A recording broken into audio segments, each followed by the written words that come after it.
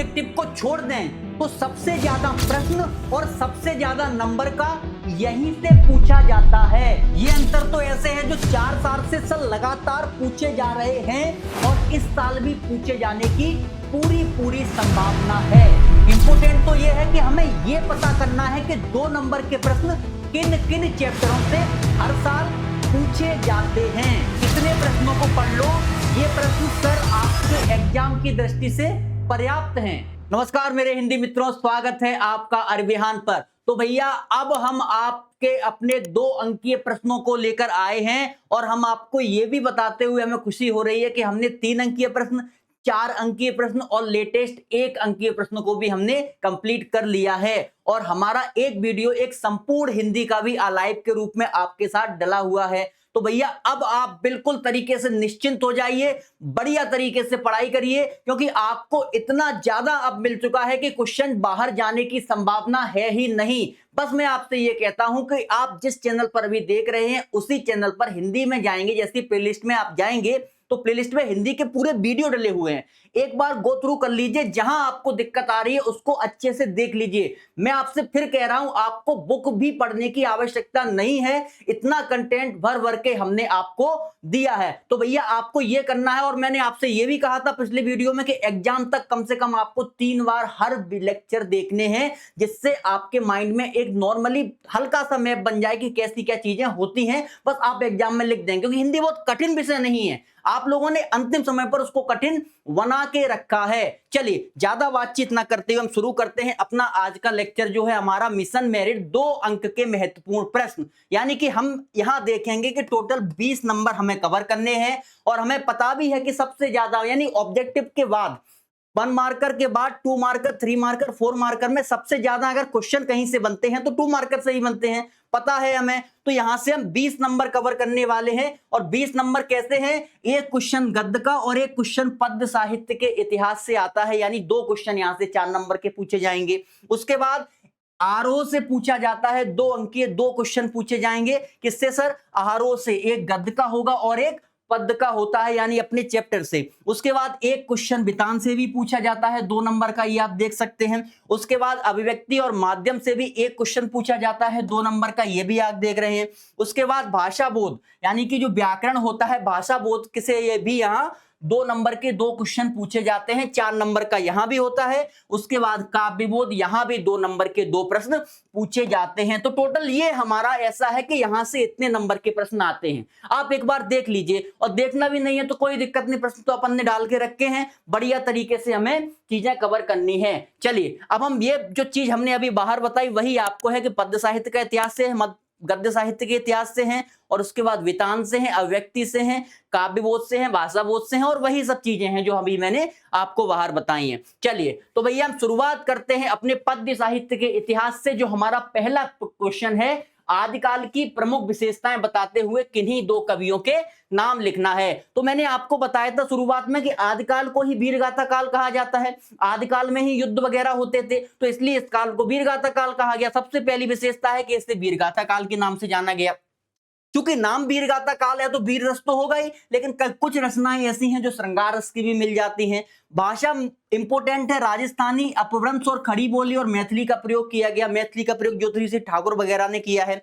फिर राज्याश्रित कवि भी होते थे, जो मतलब राजा के सामने बैठ करके उनकी प्रशंसा वगैरह किया करते थे, प्रशंसा गीत गाया करते थे, ठीक, उन्हें हम राज्याश्रित कवि बोलते हैं। और इंपोर्टेंट है चंद्रवरदाई की एक रचना पृथ्वीराज रासो, और जगनिक की है आलाखंड। ये दोनों ही आपको याद करनी है, इंपोर्टेंट है। चलिए अगले प्रश्न पर हम आते हैं। देखिए हमें फटाफट करना है, मैंने आपसे कहा हमें फटाफट करना है, हमारा काम आप तक क्वेश्चन पहुंचाना है। मैं फिर आप अपने वीडियो में बार बार कहता हूं, आपको ज्ञानी बनाने का टाइम चला गया, ज्ञानी बनाने का टाइम था। आप जुलाई से हमारे साथ जुड़ते तो आपको आज ये सब पढ़ने की आवश्यकता नहीं पड़ती, हिंदी आपकी कंप्लीट होती। लेकिन हम कब जुड़े हैं? मार्च में जुड़े हैं। तो सर अब हमें चाहिए कि हम वो चीजें लें जो एग्जाम की दृष्टि से इंपोर्टेंट हैं, जहां से हर बार क्वेश्चन बन के आ रहे हैं। चलिए निर्गुण और सगुण भक्ति धारा में अंतर लिखिए। निर्गुण मतलब जो ईश्वर के किसी भी रूप को स्वीकार नहीं करती, और सगुण वो जो ईश्वर के किसी रूप को स्वीकार करती है। निर्गुण भक्ति धारा कवि कौन होंगे? कबीर होंगे, है ना। और सगुण भक्ति धारा कवि कौन होंगे? अपने तुलसीदास और सूरदास हो जाएंगे। चलिए सबसे पहले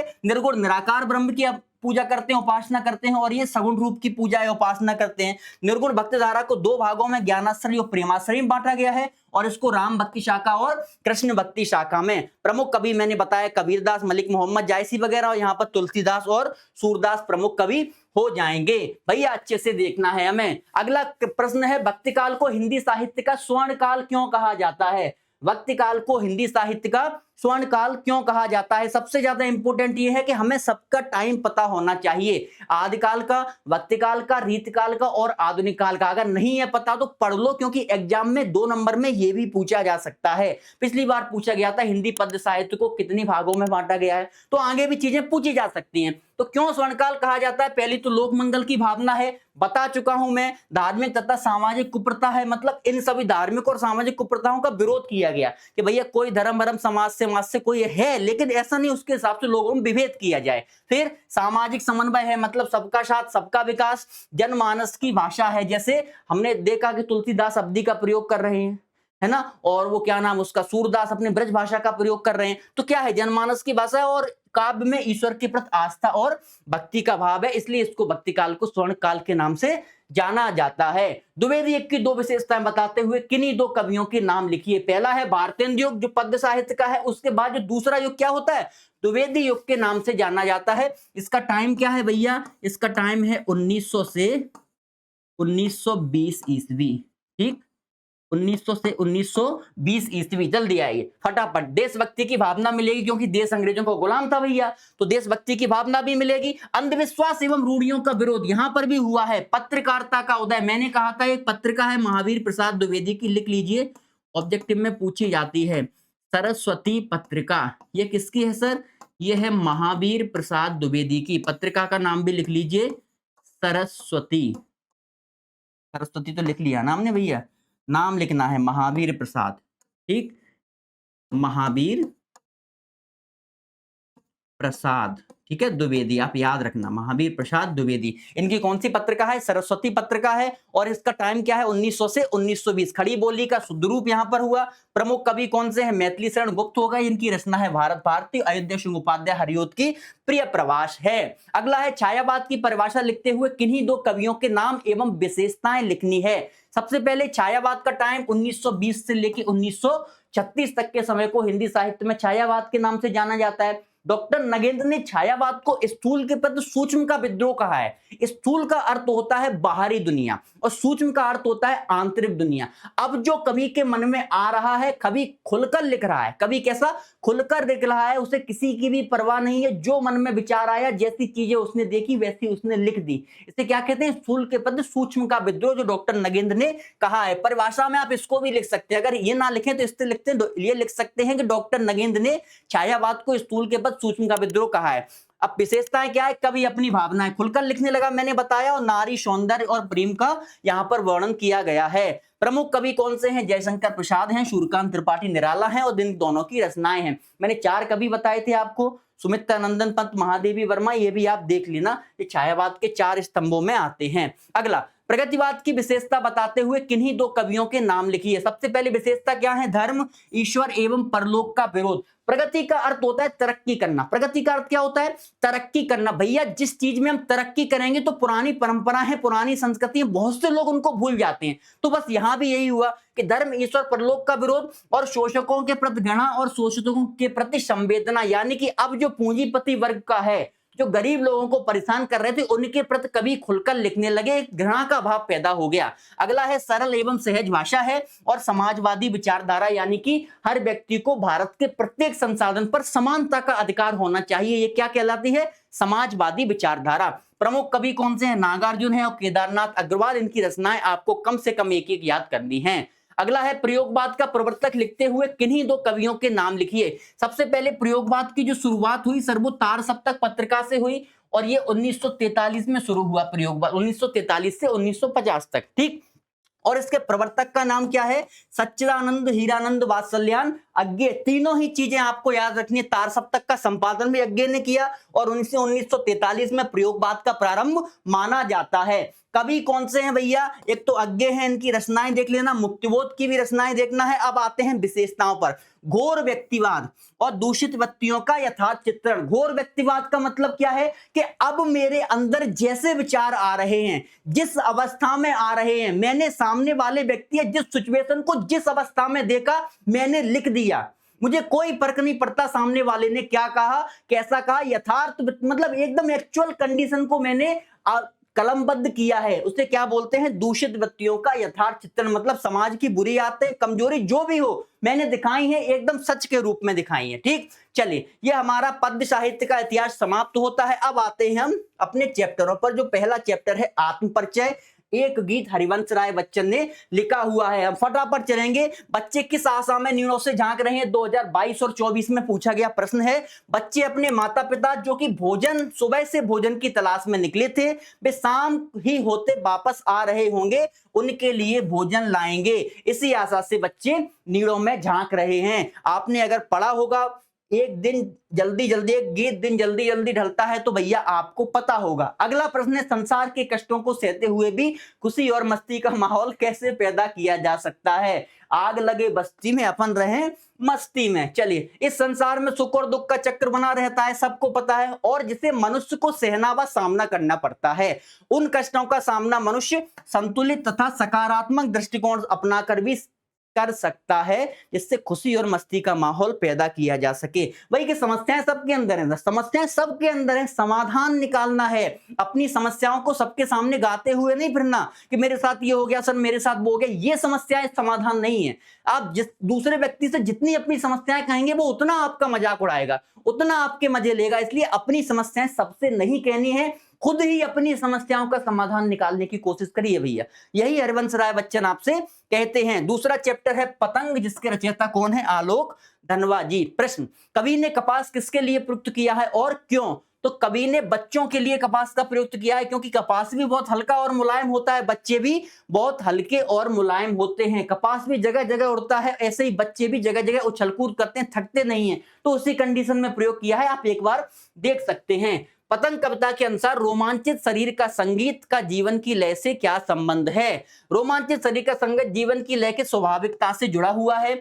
जब मनुष्य किसी कार्य को पूरी निष्ठा और आनंद से लग जाता है, तब उसके भीतर उत्साह और ऊर्जा का संचार हो जाता। सही बात है। आप अभी क्या कर रहे हैं? आपका एग्जाम 7 तारीख को है, लगे हैं महाराज, आप पढ़ाई करने लगे हैं, तो आपके अंदर खुद से एनर्जी आ रही है। अब पहले जो आप 2-3 महीने पहले हिंदी की पढ़ाई करते थे, आप बोरियत फील करते होंगे, थक जाते होंगे। अब वही हिंदी पढ़ना है आपको, क्योंकि एग्जाम है, तो अब आपके अंदर क्या है? ऊर्जा का संचार हो गया। बस वही कवि कहना चाहता है, इससे रोमांचित शरीर का संगीत कहलाती है। अब तीसरा चैप्टर है कविता के बहाने बात सीधी थी, इसके रचयिता कौन है? कुंवर नारायण जी। कविता के अनुसार सब घर एक कर देने का तात्पर्य क्या है? भैया, सब घर एक कर देने का तात्पर्य है कविता सबको एक समान मानती है। जैसे बच्चे खेलते समय हर घर को अपना समझते हैं, वैसे ही कविता जात धर्म अमीरी गरीबी ये कुछ भी नहीं देखती है। जैसे बच्चा, मैंने पिछले वीडियो में भी साथ बताया था उससे पहले, कि आपकी अगर आपके पड़ोसी से लड़ाई है, आपके घर में छोटा सा बच्चा है 4-5 साल का, उसे कोई फर्क नहीं पड़ता कि आपके उनके साथ तलवारें खिंच चुकी हैं, नहीं पता। वो तो चल कूद के उनके घर में खेल के चला आएगा, आता है ना। उसे नहीं पता कि कौन अमीर है, कौन गरीब है, कौन किस जाति का, किससे लड़ाई है क्या। इसी तरीके से कविता भैया, कविता तो सबके लिए एक साथ है, कोई भी उसको पढ़ सकता है, कोई भी गा सकता है, कुछ भी किसी को फर्क नहीं पड़ता। तो यही कवि कहना चाहते हैं कि समाज में समानता, सौहार्द और एकता का भाव पैदा करती है। कविता के संदर्भ में बिना मुरझाए महकने के क्या मायने हैं, क्या तात्पर्य है? कवि का कहना है कि कविता सभी तक कभी मुरझाती नहीं, यह कैसी रहती है सर? यह अमर होती है तथा युग युगांतर तक, कहां तक? युग युगांतर तक मानव समाज को प्रभावित करती है। अपनी जीवंतता इसी वजह से महक बरकरार रखती है। सीधी सी बात है, कविता कैसे मुरझा जाएगी? तुलसीदास जी ने 500 साल पहले रामचरितमानस लिखी थी, आज भी पढ़ रहे हैं ना आप, आज भी वो मुरझा नहीं रही, आज भी अपनी सुगंध बिखेर रही है। फूल तो 2-3 दिन में मुरझा जाता है, सुगंध भी उसकी चली जाती है, लेकिन कविता की सुगंध कभी नहीं जाती, वही कवि कह रहा है। अगला चैप्टर है रघुवीर साहे का कैमरे में बंद अपाहिज। चलिए प्रश्न पर आते हैं। हम समझ शक्तिवान और हम एक दुर्बल को लाएंगे पंक्ति के माध्यम से कवि क्या व्यंग किया है। हम समझ शक्तिमान पंक्ति में कवि ने क्या, मीडिया की ताकत, मीडिया ही कहती है कि हम तो शक्तिमान है, एक दुर्बल को लेके आएंगे और दिखाएंगे, जनता रोएगी, हम टीआरपी के माध्यम से पैसे कमाएंगे। वही कहा है, जो बहुत खुद को स्वयं को शक्तिशाली मानता है और जनता की सोच बदलने तक की क्षमता रखता है। हम एक दुर्बल को लाएंगे से कवि ने दिखाया है कि मीडिया किसी भी लाचार व्यक्ति को स्टूडियो में बुलाकर उसके दर्द को बार बार उभारता है और उसकी कमजोरी का प्रदर्शन कर अपनी लोकप्रियता बढ़ाता है। वही पैसे वैसे कमाना, वही लोकप्रियता है। चलिए अगला प्रश्न है, कार्यक्रम निर्माता किसे एक साथ रुलाना चाहते हैं और क्यों। तो आपको पता है कि कार्यक्रम निर्माता विकलांग व्यक्ति और जो लोग बैठे हैं, दर्शक बैठे हैं, उनको एक साथ रुलाना चाहते हैं। अगर दोनों ही सर रोने लगेंगे तो उनकी टीआरपी बढ़ेगी, लोग ज्यादा देखेंगे और लोग ज्यादा देखेंगे तो पैसे वैसे वो कमाना चालू कर देंगे। तो बस यही चाहते हैं, टीआरपी यानी टेलीविजन रेटिंग पॉइंट। इसी से पता चलता है कि कौन सा चैनल कितनी बार कितने लोग देख रहे हैं, उसे क्या बोलते हैं, उसे टीआरपी के नाम से जानते हैं। ठीक है, चलिए अगला चैप्टर है 5वां, जिसका कवि है शमशेर बहादुर सिंह ऊषा। चलिए ऊषा कविता में भोर के नभ की तुलना किससे की गई है। ऊषा कविता में भोर के नभ की तुलना राख से लीपे हुए चौपे से की गई है, चौके से। प्रातः नभता बहुत नीला, शंख जैसे भोर का नभ, राख से लीपा हुआ चौका अभी गीला पड़ा है। आपने कविता पढ़ी होगी, वही का है। इस समय आकाश लंबा धुंधला होता है और जैसे जैसे सूर्य ऊपर चढ़ता है वैसे ही आकाश स्वच्छ एवं निर्मल हो जाता है। अगला, भोर के नभ को राख से लीपा हुआ चौका क्यों कहा जाता है। ऊषा कविता में कवि ने भोर के समय आकाश को राख से लीपे हुए चौके की उपमा दी है, क्योंकि उस समय आकाश का रंग कैसा, फीका, धूसर और शांत होता है। जैसे ये है, फीका है, धूसर है, शांत है, क्योंकि सुबह का समय अभी आसमान में लालिमा आने वाली है, वो भी हल्की हल्की आई है, सूर्य निकला नहीं है। उषा सूर्योदय से पहले का समय होता है। और देख लीजिए चौका भैया ऐसा ही, तो यही कलर एक जैसा होता है, इसलिए कवि ने कहा है। तो कवि कह रहे जैसे किसी ग्रामीण रसोई की चौकी पर राख से लीपने की बात होता है, यह उपमान भारतीय सांस्कृतिक जीवन से जुड़ी है। सुबह का शुभ चौका शुभता का प्रतीक है। जैसे चौका का सुबह से बढ़िया लीप पोत के अच्छा रख दो तो वो शुभ माना जाता है। अगला चैप्टर है 6वां, जो नाम है इसका बादल राग, और कवि कौन है हमारे सूर्यकांत त्रिपाठी निराला जी, जिन्हें छायावाद के 4 स्तंभों में गिना जाता है। मैं बार बार यही चीज कहता हूं, मैं बार बार कहता हूं, अगर मैं कोई चीज रिपीट कर रहा हूं तो सर आप भी अपने दिमाग में घुमाइए उसे। ये एग्जाम में आने वाले प्रश्न है, इसलिए रिपीट कर रहा हूं। शौक नहीं है मुझे रिपीट करने का कि आपके सामने बोल दूं छायावाद के इनमें है, ये है, वो है, फलाना ढिमका। रिपीट का मुख्य कारण यही होता है कि आपके एग्जाम में प्रश्न पूछे जाएंगे तो बताना है हमें कैसे, कहां से क्वेश्चन बनते हैं। चलिए, अशनिपात से स्थापित सत सतवीर पंक्ति में सत सतवीर किसे कहा गया है और क्यों। इस पंक्ति में स्थापित सत सतवीर पूंजीपतियों को कहा गया है। जिस प्रकार वज्रपात से बड़े बड़े वृक्ष टूटकर गिर जाते हैं, उसी प्रकार क्रांति की आहट सुनकर बड़े बड़े धनी और शोषक डर से थर थर कांपने लगते हैं। उनकी शक्ति और अहंकार इस वज्रपात के सामने बेकार हो जाता है। मतलब यह है कि वो ये समझते हैं कि अब क्रांति चालू हो गई है, क्रांति शुरू हो गई है, अब तो हमारा विनाश निश्चित है, क्योंकि क्रांति हमेशा छोटे वर्ग के लोग ही करते हैं, पूंजीपतियों से शोषित होकर के। चलिए, बादल राग कविता में ए विप्लव के वीर किसे और क्यों कहा गया है। आंसर है, बादल राग कविता में ए विप्लव के वीर किसे कहा है, बादल को कहा गया है। बादल घनघोर वर्षा लाता है तथा बिजलियां गिराता है। बादल क्रांति का प्रतीक है, लिख लीजिए सब चीजें। बादल राग कविता में बादल किसका, क्रांति का प्रतीक है। क्रांति आने से पूंजीपतियों की शोषण रूपी बुराइयां स्वयं ही समाप्त हो जाती हैं तथा आप व्यक्ति को जीने की स्वतंत्रता मिलती है। मतलब जो आम आदमी है उसको जीने की स्वतंत्रता मिलेगी, और जो अमीर वर्ग के लोग हैं जिन्होंने गरीब वर्ग के लोगों को परेशान किया, उनकी सारी दौलत प्रॉपर्टी नष्ट हो जाती है। अगला चैप्टर है कवितावली लक्ष्मण मूर्छा, और इसके रचयिता कौन है, हमारे और आपके प्यारे तुलसीदास जी। चलिए अब आते हैं अगले चैप्टर पर। तुलसीदास ने पेट की आग को समुद्र की आग से भयानक क्यों कहा है। तो तुलसीदास ने पेट की आग को समुद्र की आग से भयानक इसलिए कहा है क्योंकि समुद्र की आग दूर से दिखाई देती है और उसे बचाने का उपाय खोजा जा सकता है, परंतु पेट की आग अर्थात भूख, पेट की पीड़ा निरंतर मनुष्य को भीतर ही भीतर जलाती रहती है। भूख ऐसा कष्ट है जो मनुष्य को विवश कर देता है। सही बात है, जब आदमी गरीब होता है, भूखा होता है, तो सबसे बड़ी पीड़ा है। तुलसीदास जी कहते हैं कि नहीं दरिद्र सम दुख जग माही, परिहित सरस धर्म नहीं भाई। तुलसीदास जी स्वयं कहते हैं कि गरीबी के समान इस संसार में कोई दूसरा दुख नहीं है। सत्य बता रहा हूं, अगर आप पढ़े लिखे नहीं है, अनपढ़ नहीं है, या कुछ भी नहीं, चल जाएगा, लेकिन गरीब ना हो आप, आप अगर गरीब हैं, कितने भी पढ़े लिखे हो, कितनी भी आप में क्वालिटी, लोग आपको अच्छी निगाह से देखते ही नहीं, कहते हैं तो गरीब है। ये स्थिति है आज के समाज की। तो वही कहते हैं कि नहीं दरिद्र सम दुख जग माही, परिहित सरस धर्म नहीं भाई। और दूसरों के हित के समान इस संसार में कोई भी धर्म नहीं है, ये तुलसीदास ने स्वयं कहा है। चलिए आगे बढ़ते हैं। प्रश्न है लक्ष्मण जी के लिए संजीवनी बूटी लाने कौन गए थे? तो आपका सीधा आंसर था लक्ष्मण जी के लिए संजीवनी बूटी लाने हनुमान जी गए थे। ये मैंने पूरी कथा इसलिए लिख दी, तो अगर आपने रामायण महाभारत नहीं पढ़ी होगी तो एक बार आप पढ़ लेंगे सर इसको, तो आपको पूरी चीजें बढ़िया तरीके से पता चल जाएंगी। चलिए आगे बढ़ते हैं। तुलसीदास के युग की आर्थिक विषमता लिखिए। तुलसीदास के युग की आर्थिक स्थिति अत्यंत दयनीय थी। किसानों के पास खेती का अभाव था और व्यापारियों के लिए व्यापार नहीं था। सब लोग कर्ज वगैरह ले रहे थे, साधन वगैरह नहीं थे। आप एक बार देख लेना, यही है कि खेती ना किसान को, भिखारी को ना भीखबल, बनिक को बनिक, ना चाकर को चाकरी। ठीक है, चले अगला चैप्टर है हमारा रुबाइयां, जिसके रचयिता हैं अपने फिराक गोरखपुरी जी। प्रश्न क्या है? फिराक की रुबाइयों में उभरे घरेलू जीवन के बिंबों का सौहार्द स्पष्ट कीजिए।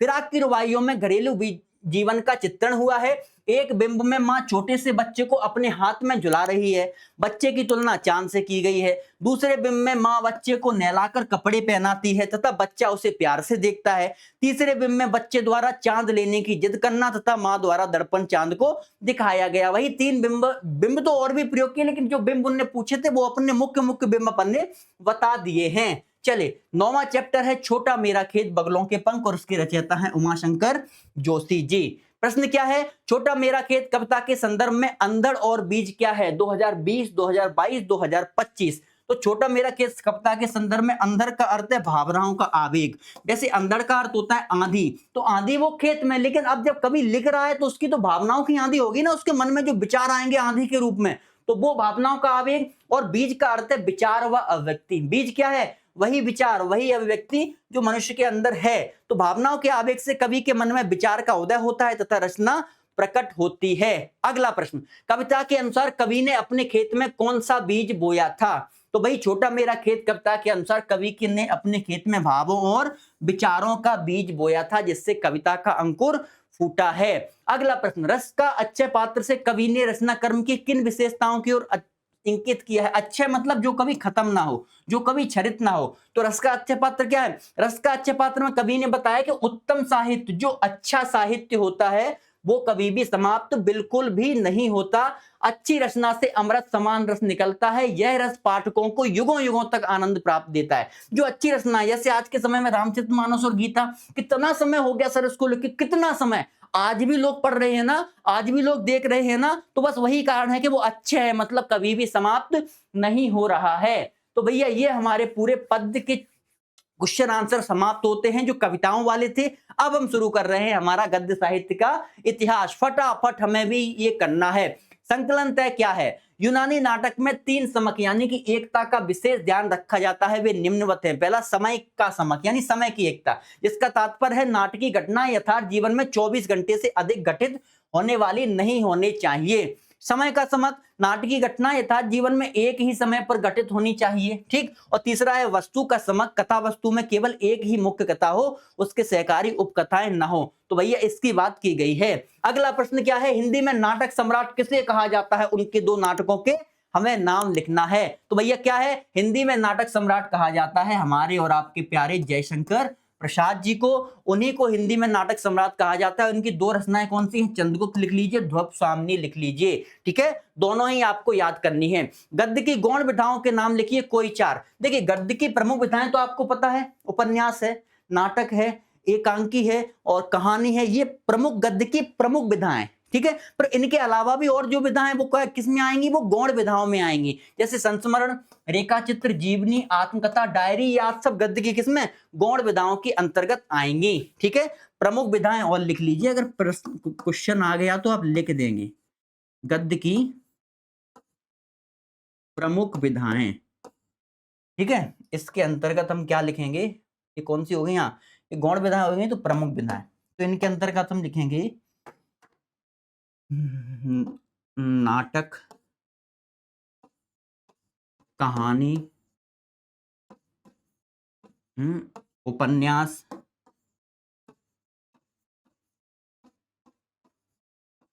ठीक है, और आ जाएगा एकांकी, ठीक है, वगैरह वगैरह 4 लेकिन नाटक, कहानी, उपन्यास, एकांकी ये आ जाएंगे, उसके बाद और भी आगे हैं लेकिन इतने ठीक है। निबंध को गद्य की कसौटी क्यों कहा जाता है? निबंध को गद्य की कसौटी इसलिए कहा जाता है क्योंकि इसमें लेखक की भाषा शुद्धता, विचार गंभीरता, तर्क शक्ति और अभिव्यक्ति कौशल की परीक्षा होती है। इसमें लेखक का व्यक्तित्व और शैली स्पष्ट रूप से प्रकट होती है, इसलिए आचार्य रामचंद्र शुक्ल ने निबंध को गद्य की कसौटी कहा है। तात्पर्य यह है इसका कि एक अच्छा कवि वह माना जाता है। देखो, गद्य और पद्य साहित्य में दोनों में अंतर है। पद्य एक तरीके से भावनात्मक रूप से जुड़ा जाता है, ऐसा कहा जाता है पद्य हमारे हृदय का विषय है। हृदय मतलब कि मन की जो भावनाएं हैं मन के, वो हम पद्य के रूप में, कविता के रूप में लिखते हैं, और पद्य में एक दो लाइन में अगर फेमस हो गई तो वो कवि बन जाता है, ये नियम होता है। लेकिन गद्य क्या है? पूर्ण रूप से मस्तिष्क का विषय है, विचार प्रधानता है गद्य में, समझ रहे हैं? तो गद्य में जब विचारों की प्रधानता होगी तो सर विचारों को प्रदान करने के लिए आपको बहुत सी चीजें सोचनी पड़ेंगी। पहले सोचेंगे, उसके बाद आप भाषा की शुद्धता पर विचार करेंगे, विचार की गंभीरता पर विचार करेंगे, तर्क शक्ति, अभिव्यक्ति कौशल, कैसे उसको रिप्रेजेंट करना है, इस पर बात करेंगे। तो ऐसा कहा जाता है कि जो व्यक्ति जितना अच्छा गद्य लिखता है उसे उतना ही अच्छा कवि कहा, लेखक कहा जाता है। और गद्य में भी जो व्यक्ति जितना अच्छा निबंध लिखता है, कई विधाएं हैं, निबंध भी विधा है, जैसे हाँ एक और याद आ गया, निबंध। तो गद्य में भी जो व्यक्ति जितना अच्छा निबंध लिखता है, गद्य में भी जो व्यक्ति जितना अच्छा निबंध लिखता है उसे उतना ही अच्छा लेखक कहा जाता है। इसलिए निबंध को गद्य की कसौटी यानी कि परखना, कसौटी का अर्थ क्या है? परखना। तो निबंध जितना अच्छा लिखेगा उतना ही अच्छा वो लेखक होगा, इसलिए गद्य की कसौटी कहा गया है। ठीक, चलिए शुक्ल युग के गद्य की विशेषताएं लिखिए। पहला, इस युग में निबंध विचार प्रधान एवं सुव्यवस्थित थे, पहली बात। दूसरी, समीक्षात्मक दृष्टि से स्पष्टता एवं संतुलन की प्रधानता रही। पाश्चात्य और भारतीय समीक्षा का समन्वित रूप ग्रहण हुआ।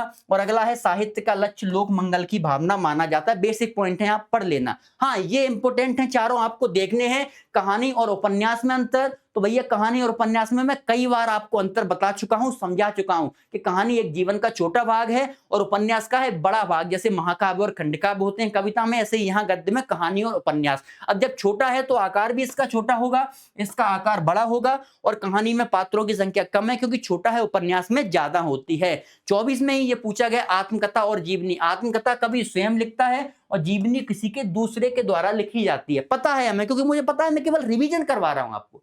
सब चीजें मुझे पता है कि हम ये करवा चुके हैं अच्छे से, बस आपको क्वेश्चन चाहिए, आंसर आपको मुझे पता है याद होंगे। उसके बाद आत्मकथा कहीं कहीं काल्पनिक होती है लेकिन ये सत्य घटनाओं पर आधारित होगी। आत्मकथा चूंकि कथा है तो कथात्मक शैली में, और इसका वर्णन किया जाता है तो वर्णनात्मक शैली में। क्या भूलूं, क्या याद करूं, एक आत्मकथा लिख दीजिए हरवंश राय बच्चन की, कलम का सिपाही अमृतलाल नागर जी की है। जीवनी वो लिख सकते हैं। अगला है जो नाटक और एकांकी में अंतर 2025 में पूछा गया, ये भी आपको पढ़ना है। नाटक दृश्य काव्य की एक विस्तृत रूप है और ये एकांकी भी दृश्य काव्य का लघु रूप है, छोटा रूप है। नाटक में प्रमुख कथाओं के साथ गौण कथाएं होती हैं, लेकिन एकांकी में एक ही कथा चलती है, नाम ही एकांकी है। नाटक में अनेक अंक होते हैं, एकांकी में एक ही अंक होता है। और एक दो एग्जाम्पल लिख दीजिए, कोई बहुत कठिन नहीं है विशेष। ऐसे ही संस्मरण और रेखाचित्र, ये चारों आपको याद करने हैं। जो मैंने चारों बताए हैं ये चारों आपको याद करने। हर बार यहां से एक प्रश्न बनता है। कहानी और उपन्यास, आत्मकथा और जीवनी, नाटक और एकांकी, और संस्मरण और रेखाचित्र, ये चारों आपके लिए मोस्ट इंपोर्टेंट है। हर बार मैं बोल रहा हूं, हर बार यहां से प्रश्न बनते हैं, तो भैया आपको याद करने हैं। अगला है, शुक्ल युग गद्य की विशेषताएं लिखिए। इस काल में उपन्यास, कहानी, नाटक, निबंध आदि की आलोचना विधाओं का विकास हुआ। दूसरा, प्रेमचंद के लेखन और विशेष शैली से प्रभावित है। इस युग में निबंध विचार प्रधान एवं सुव्यवस्थित है, और इतिहास लेखन का श्रेय का कार्य इसी युग में जाता है। तो भैया हमें यह भी याद करना है। गद्य साहित्य में इतने प्रश्न आपके लिए पर्याप्त है, क्योंकि एक प्रश्न 2 नंबर का आता है, तो ज्यादा करवाने का कोई सवाल ही नहीं उठता, क्योंकि इतना एक्स्ट्रा हमें भी नहीं करना है कि चीजें फिर बिगड़ जाएं। ठीक है बेटा, तो अब मैं ये मान के चल रहा हूं कि इन जो हमारे 3 जो हो चुके हैं, पद्य साहित्य का इतिहास और पद्य की जो कविता है उनसे, और गद्य साहित्य के इतिहास से आपको चीजें कवर हो रही होंगी। तो देखिए, मैं ये बोलता हूं कि हमारा लास्ट टाइम है, और लास्ट टाइम पे हमें सर क्या करना है, लास्ट टाइम पे हमें ज्यादा से ज्यादा रिवीजन करना है। इसलिए अगर आपके पास कोई ऑथेंटिक सोर्स हो तो आप कर लीजिए, लेकिन मैं आपसे कहता हूं कि आप वीडियो फिल्म की तरह देखिए। जो हमारे पुराने लेक्चर डले हुए हैं उनसे आप पूरी चीजें कवर कर लेंगे, मैं ये गारंटी देता हूं। बढ़िया तरीके से कवर करेंगे, ठीक है। हाँ, मैं एक और बात बताना चाहता हूं, जो मेरा पिछला लेक्चर था 1 अंकीय प्रश्न वाला, उसमें गलती से 2 प्रश्नों के आंसर मुझ पे गलत हो जाते हैं, मैं उसको एक्सेप्ट करता हूं। मैं ऐसा टीचर नहीं हूं कि बार बार आप मैं ये कहूं कि ये हो गया वो गया, नहीं, मुझ पे गलती हुई है, मैं एक्सेप्ट करता हूं। और दोनों ही प्रश्न अब मतलब आप खुद से संभाल लीजिएगा, ठीक है। एक तो उसमें क्या था कि यशोधर बाबू का विवाह कब हुआ था, तो मैंने 1948 लगवाया था शायद, उसमें 1947 था, ऐसा कुछ होना चाहिए। और दूसरा एक ऐसा ही प्रश्न था, हाँ, कुदाल का प्रयोग, जो अतीत में दबे पांव है कि कुदाल का प्रयोग ऐसा कुछ करके था कि किस रूप में किया जाता है, तो मैंने जो मतलब पानी इकट्ठा करने के लिए लगवाया था, उसकी जगह आपको क्या लिखना है, अनाज इकट्ठा करने के लिए। अब मैं गलती इसलिए एक्सेप्ट कर रहा हूं कि मैं भी इंसान हूं, कोई मंगल ग्रह से नहीं आया हूं सर, मैं भी इंसान हूं, गलतियां मुझसे ही हो सकती हैं और हुई हैं, लेकिन सबसे अच्छी बात है गलतियों को एक्सेप्ट करना आना चाहिए, चाहे कोई भी हो, संसार में कितना भी बड़ा व्यक्ति हो, अगर गलती सबसे होती है, क्योंकि इंसान की क्वालिटी है, मैं सीधा बोलता हूं, अगर इंसान से गलती ना हो तो वो भगवान की कैटेगरी में आ जाएगा, और हम लोग अभी उस कैटेगरी में नहीं है। लेकिन समस्या यह है कि 2 चीजें गलती के बाद आवश्यक है, पहला तो गलती एक्सेप्ट करनी आनी चाहिए, फिर गलती से सीख लेना आना चाहिए। तो मैं आपको यह वचन देता हूं कि आगे से आपके साथ ये कोई भी समस्या नहीं आएंगी, कोई भी प्रश्न ऑथेंटिक रूप से आपके में गलत नहीं डाले जाएंगे। समस्या कहां से हुई कि जहां से हमने ये प्रश्न डाले हैं उस गाइड या उस चीज में भी उत्तर गलत ही लिखे हैं बेटा, इसलिए। और हमारे पास इतना टाइम नहीं था, हमारे पास इतना टाइम नहीं था कि सर हम उन चीजों को क्या करते, देख पाते या गो थ्रू कर पाते, क्योंकि मुझे 2:30 से 3 बज गए थे उस समय जिस दिन आपकी ये वीडियो रिकॉर्ड होना था, तो इतनी जल्दी में हमने चीजें देख नहीं पाई, इसलिए मैं उस गलती को एक्सेप्ट करता हूं, ठीक है बेटा।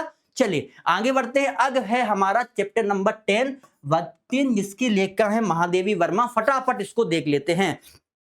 भक्तिन के आ जाने से महादेवी अधिक देहाती क्यों हो गई, 2022 और 2024 में पूछा गया प्रश्न है।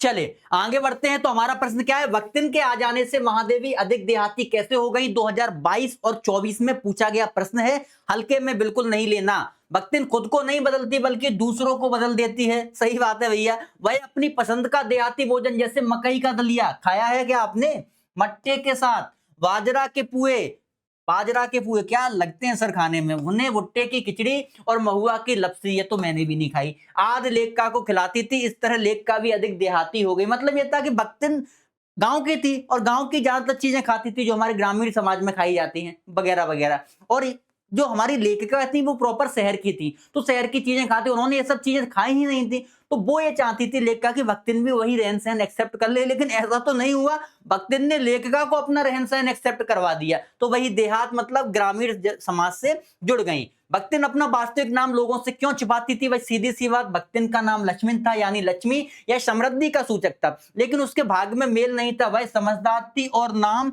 बताकर मजाक का कारण नहीं बनती थी। सीधी सी बात है, नाम तो लक्ष्मण है लेकिन पैसा वैसा है नहीं, है ना। जैसे आंखों के अंधे नाम नयन सुख, आंख से अंधे हैं नाम का है नयन सुख, आंखों से सुख लेने वाले, तो वो तो अलग चीजें होगी ना दोनों, बस वही चीज भक्तिन के में थी, ठीक है। चलिए भक्तिन के चरित्र की 2 विशेषताएं लिखिए। पहला, निस्वार्थ एवं अटूट सेवा भाव, किसके प्रति, महादेवी के प्रति, देख लेना। दूसरा, स्वामी भक्ति और त्याग की भावना, मतलब अपने स्वामी यानी लेखिका के प्रति एक अच्छी तरीके की स्वामी भक्ति थी, और वो तो भैया स्पर्धा भी लगाती थी हनुमान जी से, वो कहती थी मैं तो हनुमान जी से ज्यादा स्वामी भक्ति हूं, क्योंकि हनुमान जी ने राम की सेवा की थी और मैं महादेवी की कर रही हूं, ऐसा कुछ बोलती थी वो, ठीक है। चलो, महादेवी वर्मा ने स्वयं व भक्तिन के मत किस संबंध को नकारा है, तो भैया सेवक स्वामी के संबंध को नकारा है, क्योंकि वे भक्तिन को असंतुष्ट होकर भी उसे सेवा से नहीं हटा सकती और भक्तिन भी उन्हें नहीं छोड़कर जा सकती। जैसे हमारे यहाँ कोई नौकरी करने वगैरह आता है तो हम चाहते भैया अगर वो अच्छा काम नहीं करता बोलते हट जाओ जाओ, तो वो चला जाता है, लेकिन वो ये बोलते हैं कि मेरा अगर इच्छा भी होगी मैं भक्तिन को हटाने की फिर भी नहीं हटा पाऊंगी उसको, और वो भी यहां से नहीं जाएगी मेरे हटाने के बाद भी, तो हम सेवक स्वामी तो नहीं हुए ना, मालिक और मालकिन, है ना, ऐसे नहीं हुए। तो वो सब चीजें वो कहना चाहती हैं। अगला चैप्टर है बाजार दर्शन और जैनंद कुमार की है, इसकी विधा है निबंध याद रखना। जैनंद कुमार के अनुसार बाजार का जादू क्या है 2025 में, बाजार की तड़क भड़क, चकाचौंध और वस्तुओं का मूल सौंदर्य जब ग्राहक को अनावश्यक खरीदारी करने पर मजबूर कर दे तो उसे क्या कहते हैं, बाजार का जादू। आप गए डीमार्ट में या मेला वेला में कहीं, आपको चीजें नहीं लेनी थी लेकिन दिख इतनी बढ़िया रही थी कि अपने आप घर से मन बना के नहीं गए थे कि आपको चीजें लेनी है, लेकिन इतनी बढ़िया दिख रही थी सर कि आपका मन हो ही गया चलो ले लें। बस यही तो बाजार का जादू है जो आंखों की राह पर काम करता है। जेब के भरे होने और मन के खाली होने पर मन की क्या दशा होती है। जब जेब के भरे होने और मन के खाली होने पर मन किसी की नहीं मानता, पैसा जेब में है, अब क्यों किसी की मानेगा भैया। वह चाहता है कि बाजार का सारा सामान खरीद ले और सामान आवश्यक व आरामदायक मालूम हो। उसका मन पर नियंत्रण नहीं रहता, इसलिए लेखक ने खाली मन की अवस्था में बाजार जाने से मना किया है। जब दिमाग में कुछ भी ना हो कि क्या लेना है, ऐसी स्थिति में बाजार चले गए सब ले आओगे। जब दिमाग में ये हो कि ये लेना है तो बस वही स्थिति में बाजार जाओ, सब लेने की स्थिति में मत जाओ। ठीक, बाजार दर्शन से क्या अभिप्राय है। बाजार दर्शन पे अभिप्राय है बाजार के दृश्य, वहां की गतिविधियां और ग्राहकों के प्रकार और आधुनिक ग्राहकों की सोच को समझदारी और उसका परिचय देना। लेखक ने बाजार की प्रवृत्तियों, व्यापारियों के व्यवहार तथा उपभोक्ताओं की मानसिकता को सरल रूप में पाठकों को सामने प्रस्तुत किया है कि मतलब बाजार में क्या होता है, किस तरीके के व्यापारी वगैरह होते हैं, बाजार किस किस दिशा में काम करता है, ग्राहक की क्या क्या विशेषता है, कब बाजार जाना चाहिए, कब बाजार नहीं जाना चाहिए, ये पूरी चीजें बाजार दर्शन में लेखक ने कही है। काले मेघा पानी दे धर्मवीर भारती की। गगरी फूटी बेल प्यासा से लेखक का क्या आशय है। गगरी फूटी बेल प्यासा कथन से किसान की असहायता, किसकी भैया, किसान की असहायता और वेदना में छिपी है। बैल ही खेती का आधार है, क्या है भैया, बैल ही खेती का आधार है। यदि वे प्यासे रहकर मर जाएंगे तो खेती ठप हो जाएगी और किसान की आजीविका नष्ट हो जाएगी। अतः यह कथन किसान के जीवन संकट को मार्मिक रूप से प्रदान करता है। जीजी ने इंद्र सेना पर पानी फेंका जाने को किस तरह सही ठहराया। जीजी का विचार था कि यह बादलों को बुलाने का धार्मिक प्रयास है। देखो, हर व्यक्ति हर किसी संस्कृति और सभ्यता से जुड़ा है, बहुत सी चीजें हैं। ऐसा कहीं भी नहीं लिखा कि शादी में जयमाला वाले दिन लहंगा ही पहना जाए, कहीं लिखा है, लेकिन लोग परंपरा का पालन कर रहे हैं ना, कर रहे हैं, और वही परंपरा का पालन करते हैं आज भी। अब आप कहते हो बहुत सी चीजें ऐसी नहीं लिखी हैं समाज में, समझ लो, बहुत सी चीजें नहीं लिखी हैं, लेकिन पालन तो किया जा रहा है ना उनका। क्यों, क्योंकि सामाजिक रूप से, सांस्कृतिक रूप से, सभ्यता के रूप से आवश्यक है, सब आवश्यक है ना। तो बस वही चीज है, तो बस धार्मिक प्रयास है कुछ, और क्या है, कुछ पाने के लिए कुछ त्याग करना पड़ता है, इसलिए बच्चे व्यर्थ में पानी डालना पसंद नहीं करते। अगला क्या है, पहलवान की ढोलक फणीश्वर नाथ रेणु। ढोलक की आवाज का पूरे गांव पर क्या असर होता है 2022। ढोलक की आवाज का पूरे गांव पर साहस और हिम्मत भरा असर पड़ता है। जब गांव में बीमारी और मौत का माहौल था तो पहलवान की ढोलक सुनकर गांव वालों को जीने की शक्ति और नया उत्साह मिलता था। उनकी उदासी और दर्द थोड़ी देर के लिए दूर हो जाती थी। क्या कि भैया ढोलक की आवाज, जिस पहलवान के दोनों बच्चों का देहांत हो गया उसी महामारी में वो खुद ढोलक बजा रहा है, दूसरों को साहस दे रहा है। बस लोग यही सोचते थे सर, लोग यही सोचते थे कि जब पहलवान के बच्चों का देहांत होगा, जब उस स्थिति में हमें साहस दे रहा है, हिम्मत बना रहा है, तो हम क्यों ना बांधें। वही साहस था। लुट्टन पहलवान ने ऐसा क्यों कहा कि मेरा गुरु कोई पहलवान नहीं बल्कि यह ढोल है। लुट्टन पहलवान ने ऐसा इसलिए कहा कि मेरा गुरु पहलवान नहीं बल्कि यह ढोल है, क्योंकि ढोल की आवाज ने उसे न सिर्फ पहलवान के दांव पेच सिखाए बल्कि जीवन में कभी न हार मानने की प्रेरणा भी दी। यहां तक लिख दें, पर्याप्त है। ठीक है, चलो आगे अगला चैप्टर है शिरीष के फूल, और इसके लेखक कौन है, हजारी प्रसाद द्विवेदी जी। कोमल और कठोर दोनों भाव किस प्रकार गांधी जी की विशेषता बन गए। गांधी जी का हृदय फूल जैसा कोमल था भैया, और व्यवहार पत्थर जैसा कठोर था। अहिंसा, दया, करुणा और नारी उत्थान उनकी कोमलता दिखाते हैं, लेकिन अंग्रेजों के अन्याय और शोषण के सामने वे नहीं झुके, वे आंदोलन द्वारा कठोरता से संघर्ष करते रहे। ये वही बुक से है, आपकी एनसीईआरटी से बताया है कि हाँ, यहां से क्वेश्चन ऐसे बनते हैं। तो मतलब यह है कि व्यक्ति का व्यवहार वास्तविकता में बड़ा सरल और सहज होना चाहिए, लेकिन अन्याय के प्रति मैं भी मानता हूं कि अन्याय के प्रति भैया हर व्यक्ति को एक कठोर कदम उठाना आवश्यक है, जैसा गांधी जी ने उठाया। कोई मिलता था बड़े सहज तरीके से, बड़े कोमल तरीके से मिलते थे, लेकिन अंग्रेजों को देख लीजिए, अंग्रेजों के साथ उनका कैसा व्यवहार रहता था, क्योंकि अंग्रेज परेशान करते थे लोगों को। ठीक, हृदय की कोमलता को बचाने के लिए व्यवहार की कठोरता भी कभी कभी जरूरी हो जाती है। प्रस्तुत पाठ के आधार पर स्पष्ट करें। इंसान को दिल कोमल बनाए रखने के लिए कभी कभी कठोर व्यवहार करना पड़ता है। कठोर होने से ही वह मुश्किल और संघर्षों का सामना कर पाता है। जैसे शिरीष का पेड़ लू और आंधी सहकर भी कोमल फूल देता है, कठिनाइयों से ही कोमलता और मधुरता मिलती है। ठीक है भैया, जैसे एज ए टीचर जब मैं स्कूल में पढ़ाता था तो मेरा ये सिस्टम था कि मैं इतना स्ट्रिक्ट था कि बच्चे मुझसे हंसी मजाक न कर पाए, क्योंकि शिक्षक का काम क्या होता है कि बच्चों को शिक्षा तो दे, बच्चों के लिए हर काम करे, लेकिन एक अनुशासन का पालन भी कर पाए। अगर उस समय में वो कठोर व्यवहार ना करता तो हो सकता है वो बच्चे मेरी बात ना मानते आगे चल के, और मैं जिन चीजों का पालन करने को कहता शायद वो ना करते। इसलिए शिक्षक की जिम्मेदारी होती है कि मैं ये नहीं कहता कि हर शिक्षक, लेकिन थोड़ा सा व्यवहार के बच्चों के प्रति कठोर रहे, जिससे उनका आने वाला जीवन बड़ा कोमल हो जाए महाराज, ठीक है। और सीरीज के फूल की मैं बात कर रहा हूं, तो कल मैं ऐसे ही गार्डन में घूम रहा था, वहां मुझे सीरीज का मतलब पेड़ मिल गया, तो मैं कुछ देर तक बैठा रहा वहीं गार्डन में, तो मुझे हजारी प्रसाद द्विवेदी जी की भी याद आ गई। इसका आने का कारण यह है कि जब मैं द्विवेदी जी का सीरीज का फूल पढ़ता हूं तो वो लिखते हैं कि मैं इसी सीरीज के पेड़ के नीचे बैठकर यह निबंध लिख रहा हूं। तो मुझे भी याद आया हजारी प्रसाद द्विवेदी की, मैं भी ये बोल सकता था कि इसी सीरीज के पेड़ के नीचे मैं खड़ा हूं और मुझे हजारी प्रसाद द्विवेदी जी की याद आ रही है। बड़ा अच्छा पेड़ है सर सीरीज का। चलिए अगला जो हमारा चैप्टर है 15वां, श्रम विभाजन और जाति प्रथा, मेरी कल्पना का आदर्श समाज, बाबा साहब भीमराव आम्बेडकर जी। लेखक ने जात प्रथा की किन किन बुराइयों का वर्णन किया है? तो आंसर है यह श्रमिक विभाजन भी करती है। मतलब आप जिस जाति में पैदा हुए हैं क्या उसी के अकॉर्डिंग काम करेंगे, उसी को बोलते हैं श्रमिक विभाजन। यह श्रमिकों को ऊंच नीच का स्तर तय करती है कि भैया कौन सा ऊंच नीच, मतलब जिस जाति में पैदा हुए उसके लिए कौन सा काम है। आप किसी निम्न जाति में पैदा हुए, आपके लिए यह काम है, यही ऊंच नीच का भाव है। तीसरा, यह जन्म के आधार पर पेशा तय करती। भाई पैदा तो आप जन्म से ही होंगे ना किसी जाति में, तो यह भी गलत है कि कोई व्यक्ति जिस जाति में पैदा हुआ वही काम करेगा जो उनकी जाति के लिए चीजें निर्धारित की गई हैं, गलत है। फिर यह संकट के समय पेशा बदलने की अनुमति भी नहीं देती। सबसे बड़ा, अगर आप इस दुनिया में पैदा हुए हैं तो आपके लिए सबसे इंपॉर्टेंट काम है सरवाइव करना, कैसे भी आप जिंदा रहें, चाहे जंगल में चले जाएं। हर जानवर को हमेशा जीवन भर ये करना पड़ता है कि वो जंगल में जीवित रहे। अब हर जानवर को हर बड़े जानवर से खतरा रहता है नहीं। शेर को खतरा, शेर को भी किसी ना किसी से खतरा रहेगा, हाथी को भी किसी से खतरा रहता है, कुत्ते, बिल्ली, चमगादड़, जो भी सब जानवर, पशु पक्षी, सबको सबसे खतरा है, और उनके जीवन का एक ही उद्देश्य है सरवाइव करना, कैसे भी जीवित रहें। तो बस ऐसी स्थिति जब आती है, अम्बेडकर जी कहते हैं जब संकट का समय होता है तब भी पेशा बदलने की अनुमति नहीं मिलती, कि ऐसे समय में तो चीजें बदल जाए ना, फिर क्या को जब हम जी ही नहीं पाएंगे। फिर कहते हैं जात प्रथा के कारण थोपे गए व्यवसाय में व्यक्ति रुचि नहीं लेता। तो ये है। अगला है जाति प्रथा को श्रम विभाजन का ही एक रूप न मानने के पीछे अम्बेडकर के क्या तर्क हैं। अम्बेडकर जात को श्रम विभाजन नहीं मानते क्योंकि यह जन्म आधारित है। भाई जात तो जन्म आधारित है ना, और आगे कहते हैं जबकि श्रम विभाजन योग्यता, बिल्कुल सही बात कह रहे हैं। प्रत्येक व्यक्ति को काम उसकी योग्यता के हिसाब से मिलना चाहिए। जात प्रथा में ऊंच नीच का भेद है और व्यक्ति की रुचि व क्षमताओं की अपेक्षा होती है। जन्म से ही निर्धारित पेशा जीवन भर करना पड़ता है, जिससे बेरोजगारी, अकुशलता और निष्क्रियता फैलती है। इसके विपरीत श्रम विभाजन में स्वतंत्रता होती है। क्या होती है सर? स्वतंत्रता, कि व्यक्ति अपनी पसंद और योग्यता के अनुसार कार्य को चुन सके। बिल्कुल सही बात है और करना भी चाहिए, ठीक है। तो ये चीजें अंबेडकर जी के द्वारा बिल्कुल सही कही गई हैं। अगला है सिल्वर वेडिंग, मनोहर श्याम जोशी। कौन है इसके? मनोहर श्याम जोशी। पहला प्रश्न है, यशोधर बाबू की पत्नी समय के साथ ढल सकने में सफल होती है लेकिन यशोधर बाबू असफल, ऐसा क्यों? 2022 में पूछा है। यशोधर बाबू की पत्नी समय के साथ